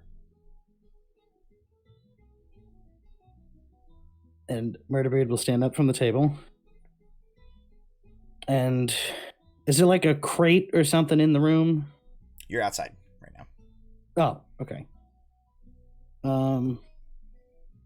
Murderbeard will then sit like cross-legged in the grass and open up the case. And in the case will be a very beaten up violin. And he'll take it out and he'll as he's like talking, he'll start like tuning it. Said, "Now, I'm going to share something with you that's very special to me, and I hope you appreciate it the way I do. This fine instrument you see before you, it was me father's. And he only knew one song, and in turn he taught it to me, so I only know one song. But I think it's rather pretty, and he'll begin to play a very, like, soft, quiet song. And he says, this is called The Lullaby of the Bells. It's a song from where my father grew up. It's a song that always brought his comfort. And whenever I or my brother were frightened or anything, had a bad dream or any sort like that, he'd play it for us. And when I had a parting with my brother some years later after our father's passing, he left me this as the only memento. And so I'm going to share it with you. And as he comes to the end of the song, and at the end he goes,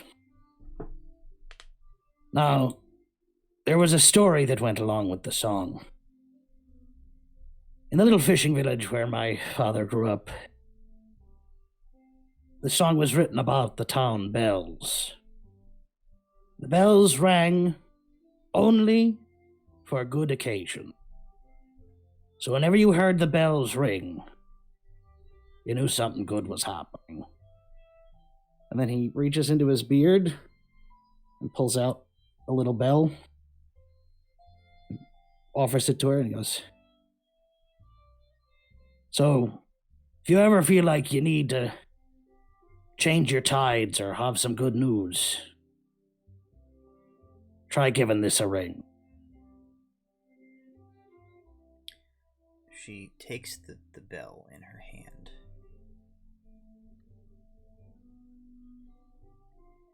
And she picks it up with her other hand. And she reaches into one of the pockets on her dress and she takes out a small scrap of, like, cloth. She stuffs it into the opening of the bell so that the little dangly can't chime in. And she takes the bell and she tucks it away into her pocket. And with the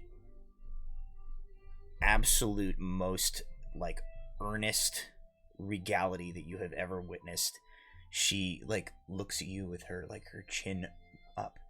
She says, this is a very powerful magic that you've given me. She says, I will take it seriously, and I will use it only when the time is right. There's one last thing. I don't know if you know this or not, but Miss Una, your friend who visits, well, she's my daughter. And that might seem a little odd because we look funny, but believe me, it's... And I used to play that song for her when she was little too, and she eventually learned it too, although she learned more than just that song, but I'm sure if you asked her, she'd be more than happy to teach it to you. And then he takes the bow of from the violin and he goes, I give you official permission to play it. And then he, like, knights her with the bow. As you, like, knight her, she kind of, like, dips her head reverently. She seems to consider all of this for a few minutes in silence, and she looks back to you and she says, it is only proper that one gift should receive another in turn.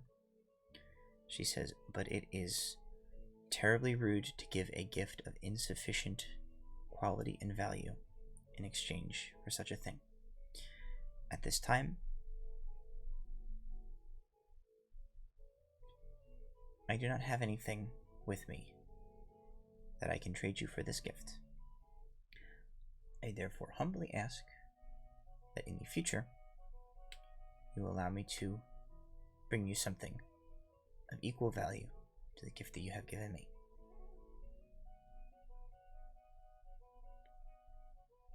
I'll hold you to that. And then he boops her nose with the violin bow. And then he puts the violin back in the case and closes it up. Cool. Alrighty.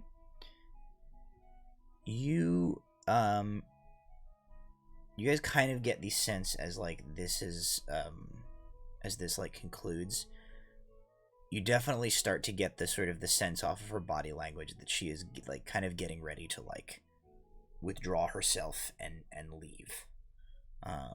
So if you have like, you know, if you have any last thing, you kind of get the sense like now is the time. I just tell her we will come again soon. We're probably going to be leaving for a little bit, but we'll definitely come back and visit. She nods. She says, "Okay." Okay. And she shortly thereafter gets up. She packs up all her little belongings, except for that wax wrapped little bundle. She tucks the main part of the bundle like into the folds of her dress. And she opens that the little kind of like wax wrapper, and you see what is inside it is a small wedge of what appears to be real chocolate. And she very quickly like breaks this small piece of chocolate into like segments and hands one to each of you. And she then pops the little piece that she had saved for herself into her mouth, and she like closes her eyes as she sort of like, you can kind of tell she like lets the chocolate like dissolve in her mouth. She goes, she opens her eyes and looks at you guys, and she nods, and she walks away. And say hi to the raccoons for me. Murderbeard, what is your passive perception? Actually, I guess what are all of your passive perceptions? 1,000,000. 21. That's a good question. 13. It's only Rowan has 11. an 11. Yeah, 11. Okay, 11 that's with good Thyxes enough. too. As long as you guys are all over 10, so that's not a problem. You hear her faintly humming the tune to the Lullaby of the Bells, kind of under her breath as she re-enters the house, and like a moment or two after she like passes back inside the house and kind of like disappears from your view, you hear like a slight shuffling noise, and then you hear nothing. And you thought she was a ghost. To be You fair, said she came out of a to wall. be fair, we still don't have solid proof that she's not a ghost. Oh my goodness. I think she's very sweet. She's just scared. I think we're gonna buy her a lot of chocolate and leave it with Una. I think we're just gonna bring her a lot of souvenirs wherever we go. Yes, please. Alright. Okay. With that, as you guys head back to the main town over in Glasgow, you kind of cross over the bridge back in the main town and are heading over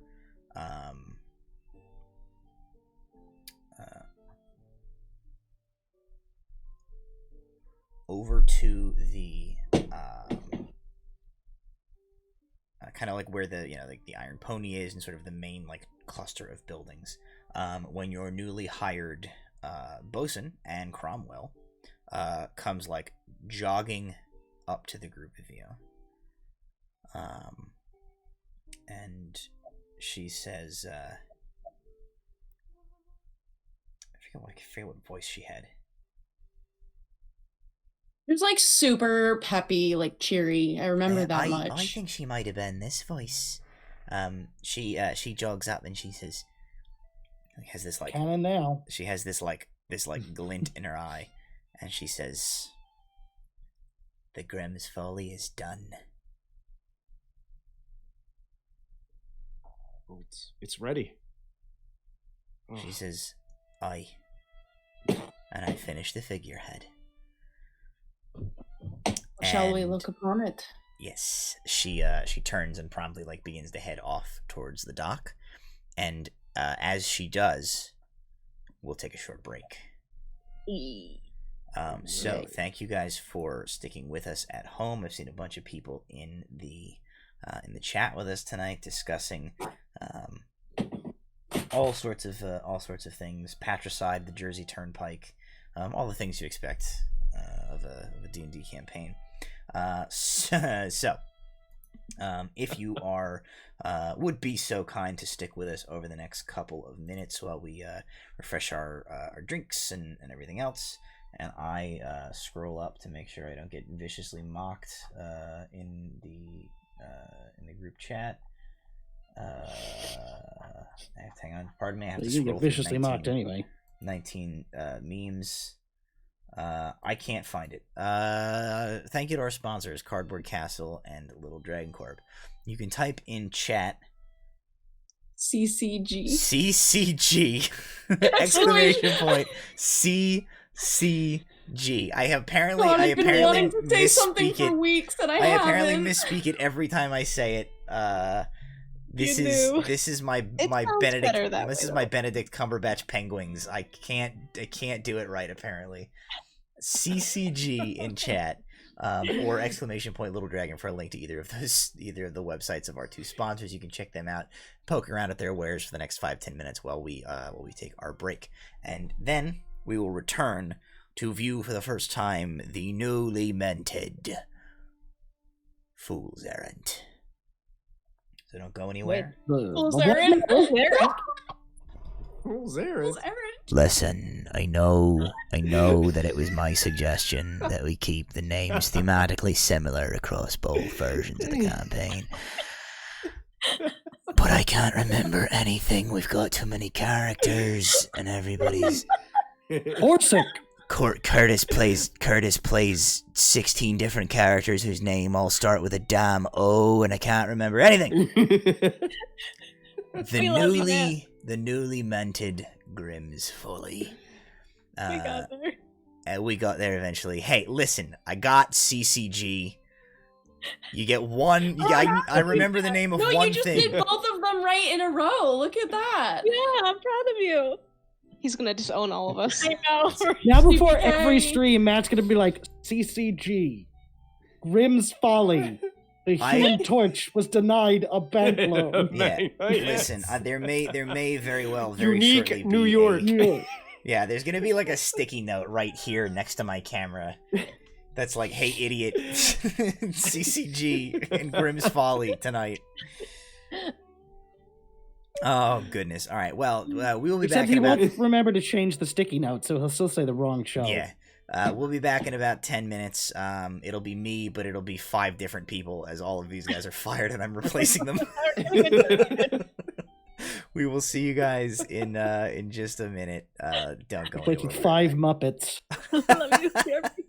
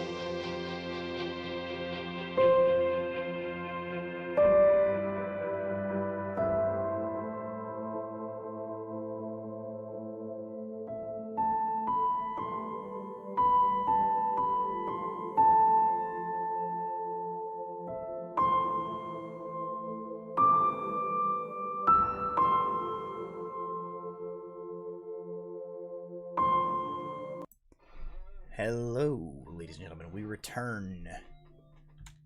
And we return just in time for my wife to call me on the cell phone 1 second after I walked away from her to tell her I was starting my stream again. Yes, hello, you're live on the internet.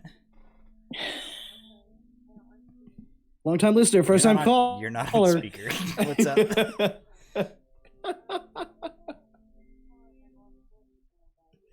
Oh, I will tell you later. If anyone in chat would also like to call into the show and has Matt's phone number, feel free to dial it right now. Yeah. Alrighty. Okay. If Curtis calls you right now, I'm gonna shit my pants. Curtis, do it.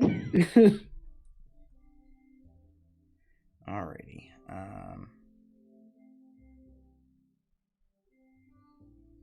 We return.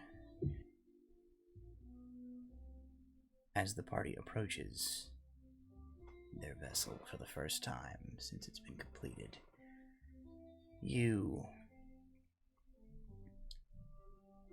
make your way around another vessel that is docked towards the very westernmost dock on the island here, all the way at the end.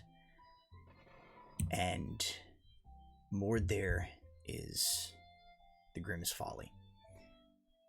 You've been staying aboard the ship, so you've seen some of these repairs take place. All of the cannon damage that you guys sustained during your battle to capture the vessel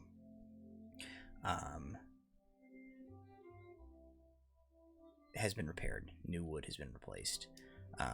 The hull has been painted in certain places. It has been painted with like a dark black paint.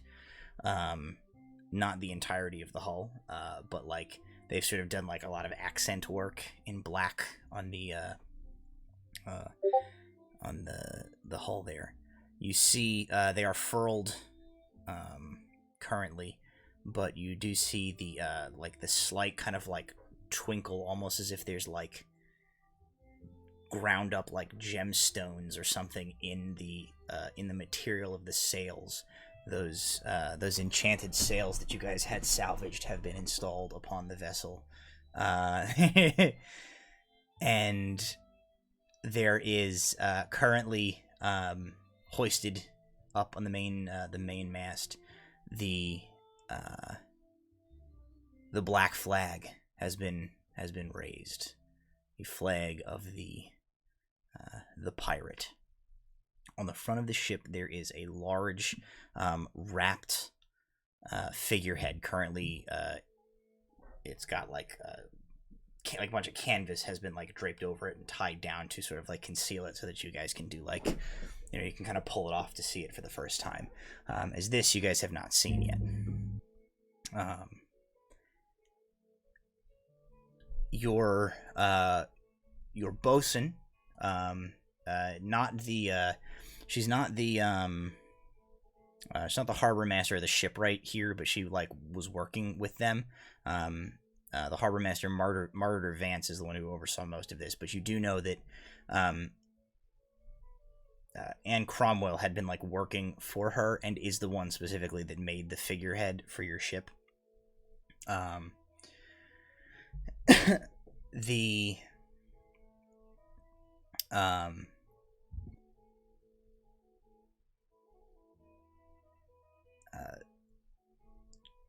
figurehead has like it's like tied, like the rope is like draped down over onto the dock and has been like tied off to a post, and Anne Cromwell walks over to it as you guys like come around to the front of the ship, and you know, like you're looking at it for the first time, and she unties the rope here and she holds it out like to you guys for someone to take it, and she says, "It's only proper that one of you be the ones to unveil for the first time." Captain? Yeah, I'm looking at Murderbeard. What Okay. do you think, Cam? She hands the rope to you. Rope pull. Pull the rope, and a series of complicated slip knots unlace. And it yanks him up. Yep. And Murderbeard gets flung into the sky. It's a big metal finger. The canvas unweaves and falls away from the front of the ship where it has been tied. And you see that attached to the front of the ship is a carved likeness of a snarling direwolf. Long, lupine face, massive carved jaws with sharp teeth made of a slightly lighter colored wood than the surrounding carving, the figurehead, to make them give them the appearance of these bone white fangs of this direwolf. Its eyes have been inlaid with some sort of a glazed, not quite paint, but a material that seems to carry some sort of a pigment that, as you kind of look at it, it seems to catch the light inside the carved hollows beneath like the brow ridge, and almost seems to make the figurehead's eyes glint and glimmer in the light. Set into its jaws as it appears to be like bursting forth from the front of the ship, there is the carved simulacrum of a humanoid skull clutched in between its teeth. And painted along the bow of the ship, just past the figurehead along the side, are the words Grimm's Folly.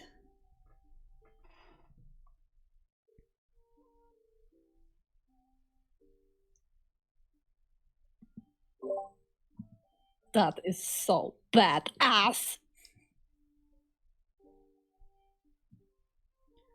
It's Anna, right, that did this? And Anne is the one who carved this thing over the last 2 weeks. And she, like, you see her looking at it with this, like, kind of mixture of, like, pride and, like, eagerness as you look at the front of this vessel, and it is clear that the image of this figurehead attached to the front of this ship bearing down on an enemy will most certainly strike the exact right mixture of terror and awe in the hearts of those who behold it. That is simply incredible. Better than I even imagined. It looks just like Scylla. I did have to sit and model for it in direwolf form for a few days there. I was going to say it looks a lot like you. That's my favorite part. Anne says, well, I'd never seen a direwolf before, so it was very helpful to have a reference. And if you ever see another, just assume that it won't sit still for 3 hours like that again. She says, aye, and you haven't seen the best part yet. And she calls up onto the deck. She yells out. She says, "Apora! The captain and the others are here. Can you show them?" And you see, like, the scaled reptilian visage of the brass dragonborn Apora Dazan, like, comes into sight over the lip of the ship's prow, and she says, "Yes, of course." She turns around, and you hear a moment later, you hear like a chunk clink, and out of the direwolf's mouth on either side of the human skull that has been mounted in there, a pair of long guns roll out. They have mounted your ship's chase cannons like into the figurehead's mouth, so that when you fire them, like, a royal of, like, smoke and powder will come from the mouth, and the chase cannons that fire, like, the mangonel shot will shoot from the front of the ship, from the wolf's mouth. Oh my god. Scylla, I didn't think you could become more badass, but I think you just did. It'd be interesting if I could shoot a cannon out of my mouth, but that unfortunately is a limitation that I don't think I can overcome. Cool for the ship, though. She says, I took some artistic liberties with the design here. And you can see that the mane of this wolf and the scruff of the sort of the neck fur comes down, and she sort of carved it in such a way that it sort of merges into the lower portion of the ship where that scooped ram has been repaired, almost as if it merges into one piece before the jutting reinforced edge of the ram juts out the front of the ship. She just gives you a warning of if you do plan to be driving the vessel into a bunch of things all the time, do take care to limit the collision to the ram. I'd hate to see the figurehead damaged. Looks at Murderbeard.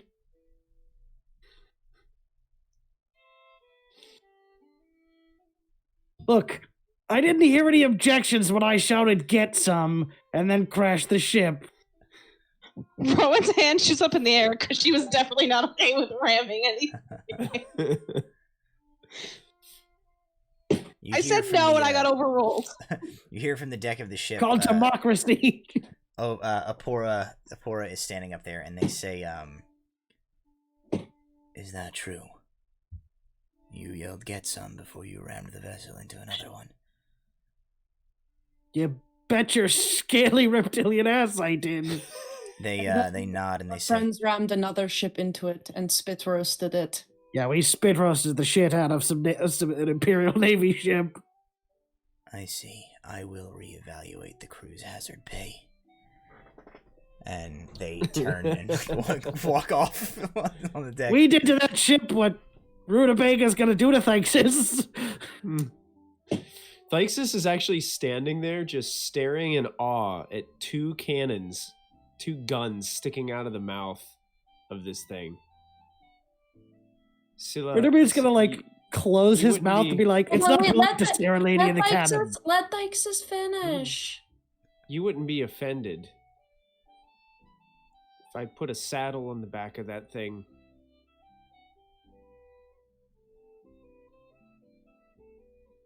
What? I was going to put I heard a saddle saddle on the top. Yeah, I heard a saddle on the back of that thing and then it just stopped. Yeah, I just stopped. Oh. I'm looking up at the dire wolf. A saddle on the wooden wolf? Yes. Can you imagine firing those cannons out of the mouth of the dire wolf? I don't think you should. I think it's gonna be sit on hard it. for everybody, right? Right? Oh, never mind. I just started to think about, at the It's a time cool Nymue image. and I got to fire all those cannons down there, and it was just I think maybe sometime you might soon. fall off from up there if the Yeah, cannons are going. you might fall off. I'd be worried about you falling off.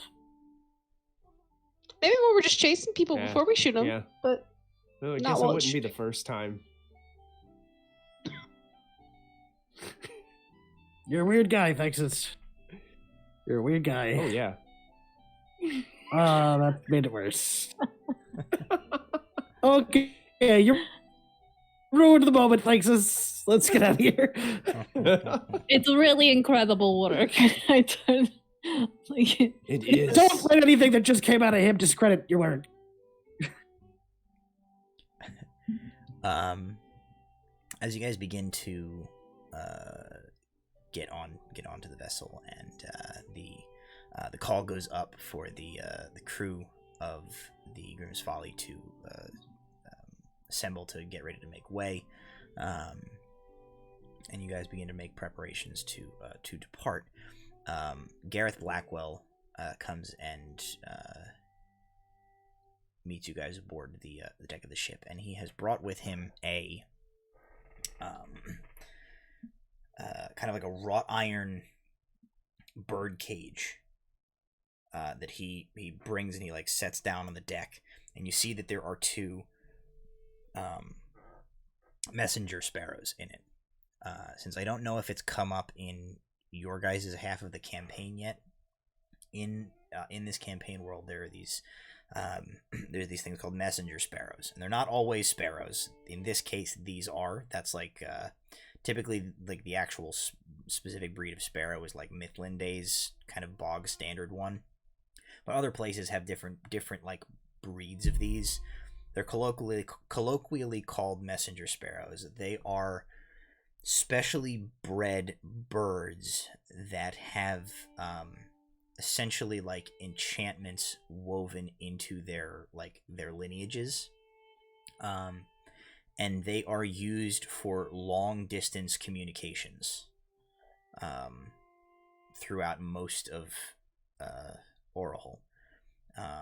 In mechanical terms, it essentially works like the animal messenger spell, where except anybody can activate one of these. You basically like speak a message to one of these birds that you wish to like send to somebody, and then just like let it go, and it will go, and it'll fly to like pretty much anywhere on the continent, and like will get to where it's going, and then it will like a recording will play your message back to whoever it's intended for. The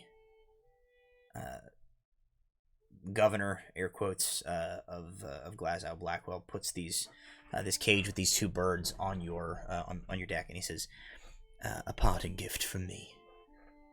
I thought you should have a pair of these. Most of the other captains keep them on board their ships as well. It is an effective means of communicating with one another as we make our independent way throughout the Isles and beyond."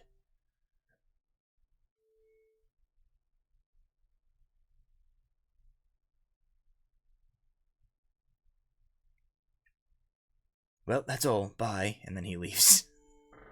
So you guys have now have two messenger sparrows aboard your ship that you can use to send messages to distant places. Is it like specific to here, or it goes anywhere? They work sort of like owls in Harry Potter, where like because they're magic, you can like tell them where you want them to go, and they'll find their way there. Gotcha. Interesting. Okay. And if we ever need more, I can just do that. I didn't want to let him down, and he seemed very excited about his sparrows. It's a very sweet gesture, though. Very nice of him. Matt, would Thyxes know if these can be like dispelled? Like, could somebody like dispel those messenger birds? Like, are they that type of magic? I mean, like with an arrow or. Okay. Well, I didn't know. You said like a spell, so I didn't know if like the like birds if themselves they are magical, a magical creature that does this. Okay. So like this spell ability type thing that they contain is like part of their nature. Because I wasn't sure how the animal messenger spell worked for druids. I didn't know. Do they like speak to a message to an animal and the animal carries it and then it's magic, or if the actual animal itself? So as the spell, you find just like a real animal, and you're like you describe somebody or specify a location. Like you have to specify a location and a recipient, and then they can go like a certain distance. But if they can't,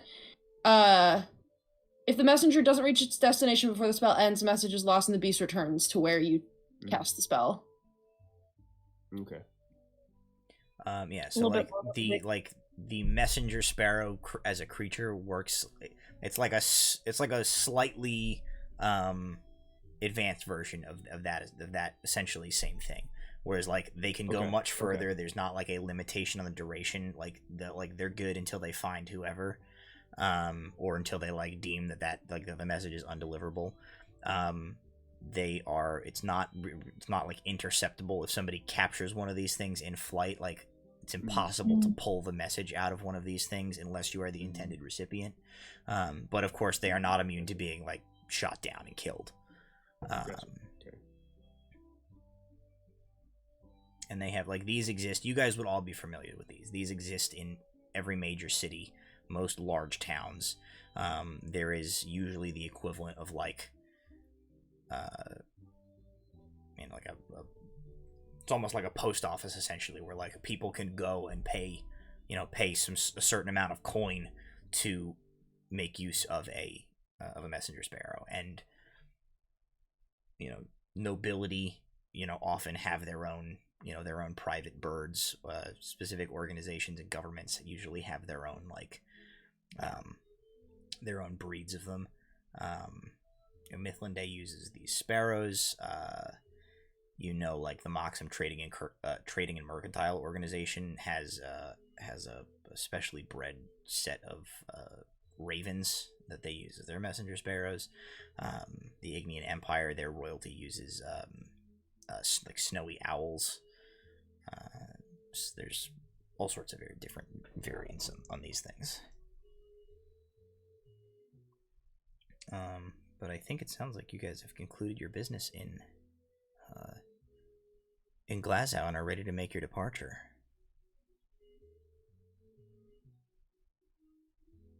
Yep. All right. We gather the crew. Gather the crew. So the crew gathers around. You see that standing there around you guys is your second mate, Apora Dazan, standing tall and lean and narrow and wiry. You see Anna Cromwell. Vadric comes from somewhere up below, and he like gets a crate that he stands up on so that he's not like crowded out by everybody else. Movor is on deck. Thea Trugust, the Tabaxi member of your crew, Melted Snow. Roger Keenseeker, Ogatumbe with Kiva and Kivo and Kenna in tow is there, as well as dozens of other members of your crew that you have hired on. They kind of gather around, all in preparation to make way, and they're all kind of looking at the group of you.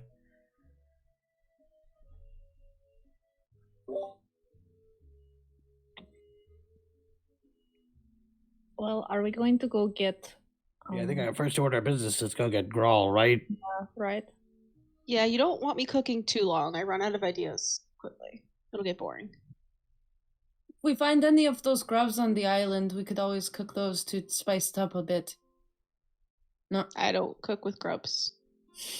You're lost. You can eat all the grubs you want, Scylla, I'll help but you collect I'm them, but I just don't put them in food. I'm on a grub-free diet. My doctor says no grubs. No, it doesn't work good. Then you and your children will always be weak. Well, what a personal attack. That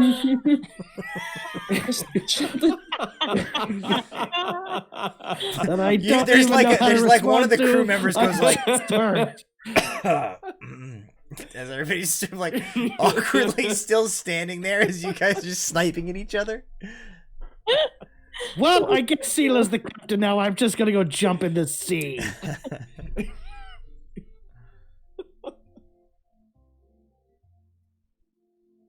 Apora Dazan kind of leans in and she says,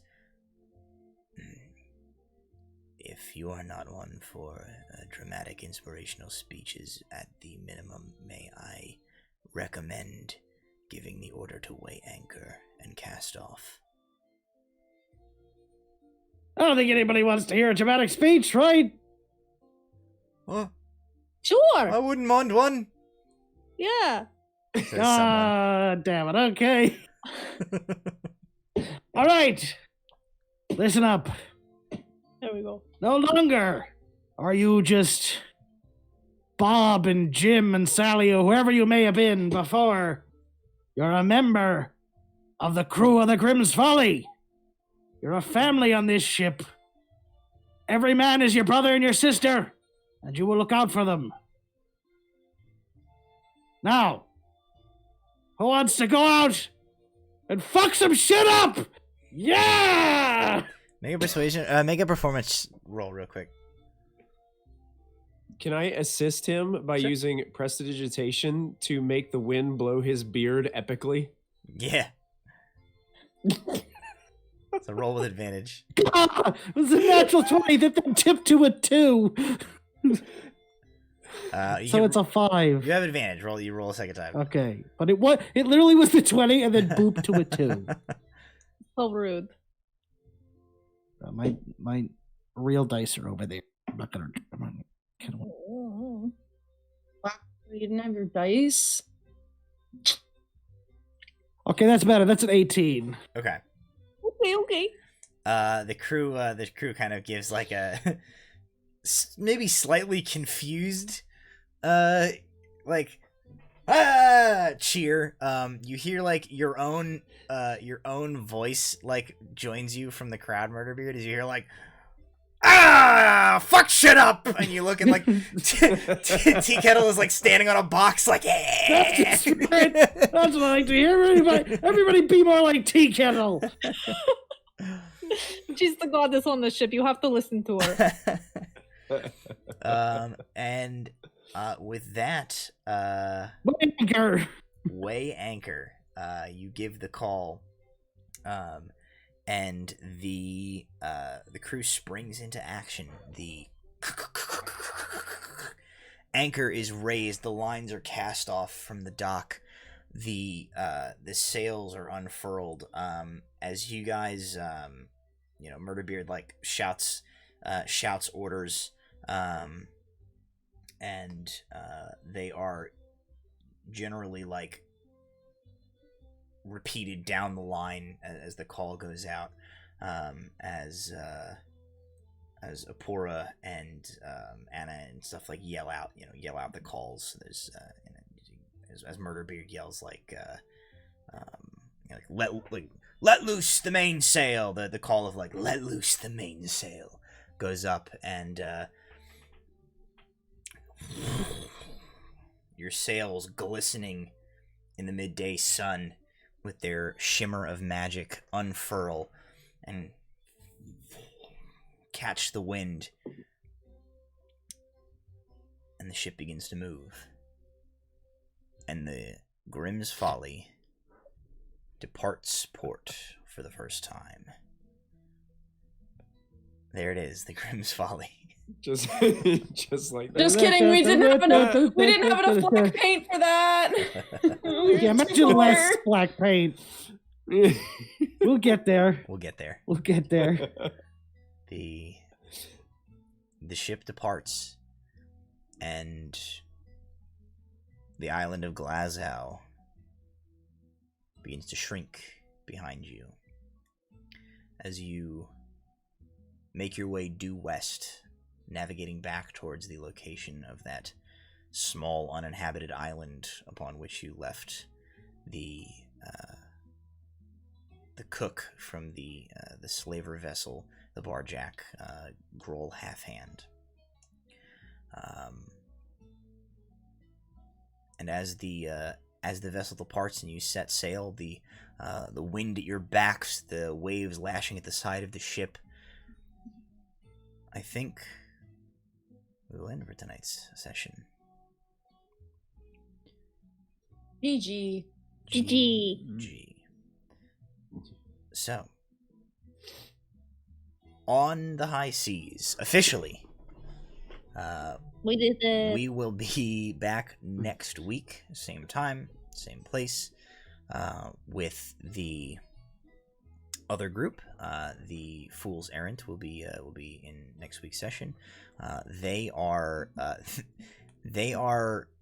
about to fight an absolutely like shredded, beefed up, jacked hag, who is currently standing on a flying staff, and like flexing enormous muscles at them, and we'll see how that goes for them, and then we'll return. So a real serious campaign. It is. Hey, protein hag is nothing to scoff at. We'll return for these guys next week, as we will see what what the island containing Grohl Halfhand has in store for them as they set out on their adventures to potentially pick up their cook and then head on to probably higher stakes adventures than picking up their cook in the future. So of course, thank you as Picking always up a to our second sponsors. cook. So 2 cooks, yeah. Thank you to our sponsors, Cardboard Castle and Little Dragon Corp. Thank you for supporting the channel. Be sure to subscribe to follow us here on Twitch, not only for our show, but for all of the other D&D and non-D&D content that is being produced pretty much every single day of the week here on Proficiency Bonus. Find us on YouTube, Proficiency Bonus. All of our backlogged episodes are being uploaded there. You can catch that stuff online. You can catch a lot of our other shows there and never miss anything that gets put out. Search us on all the other places, do all of the other things that you do. Smash that like button, hit follow, hit subscribe, tell a friend, and we will see you next week. Thank you for joining us, everybody. I hope you have a great week, and we'll see you next time. Bye. Love you, bye.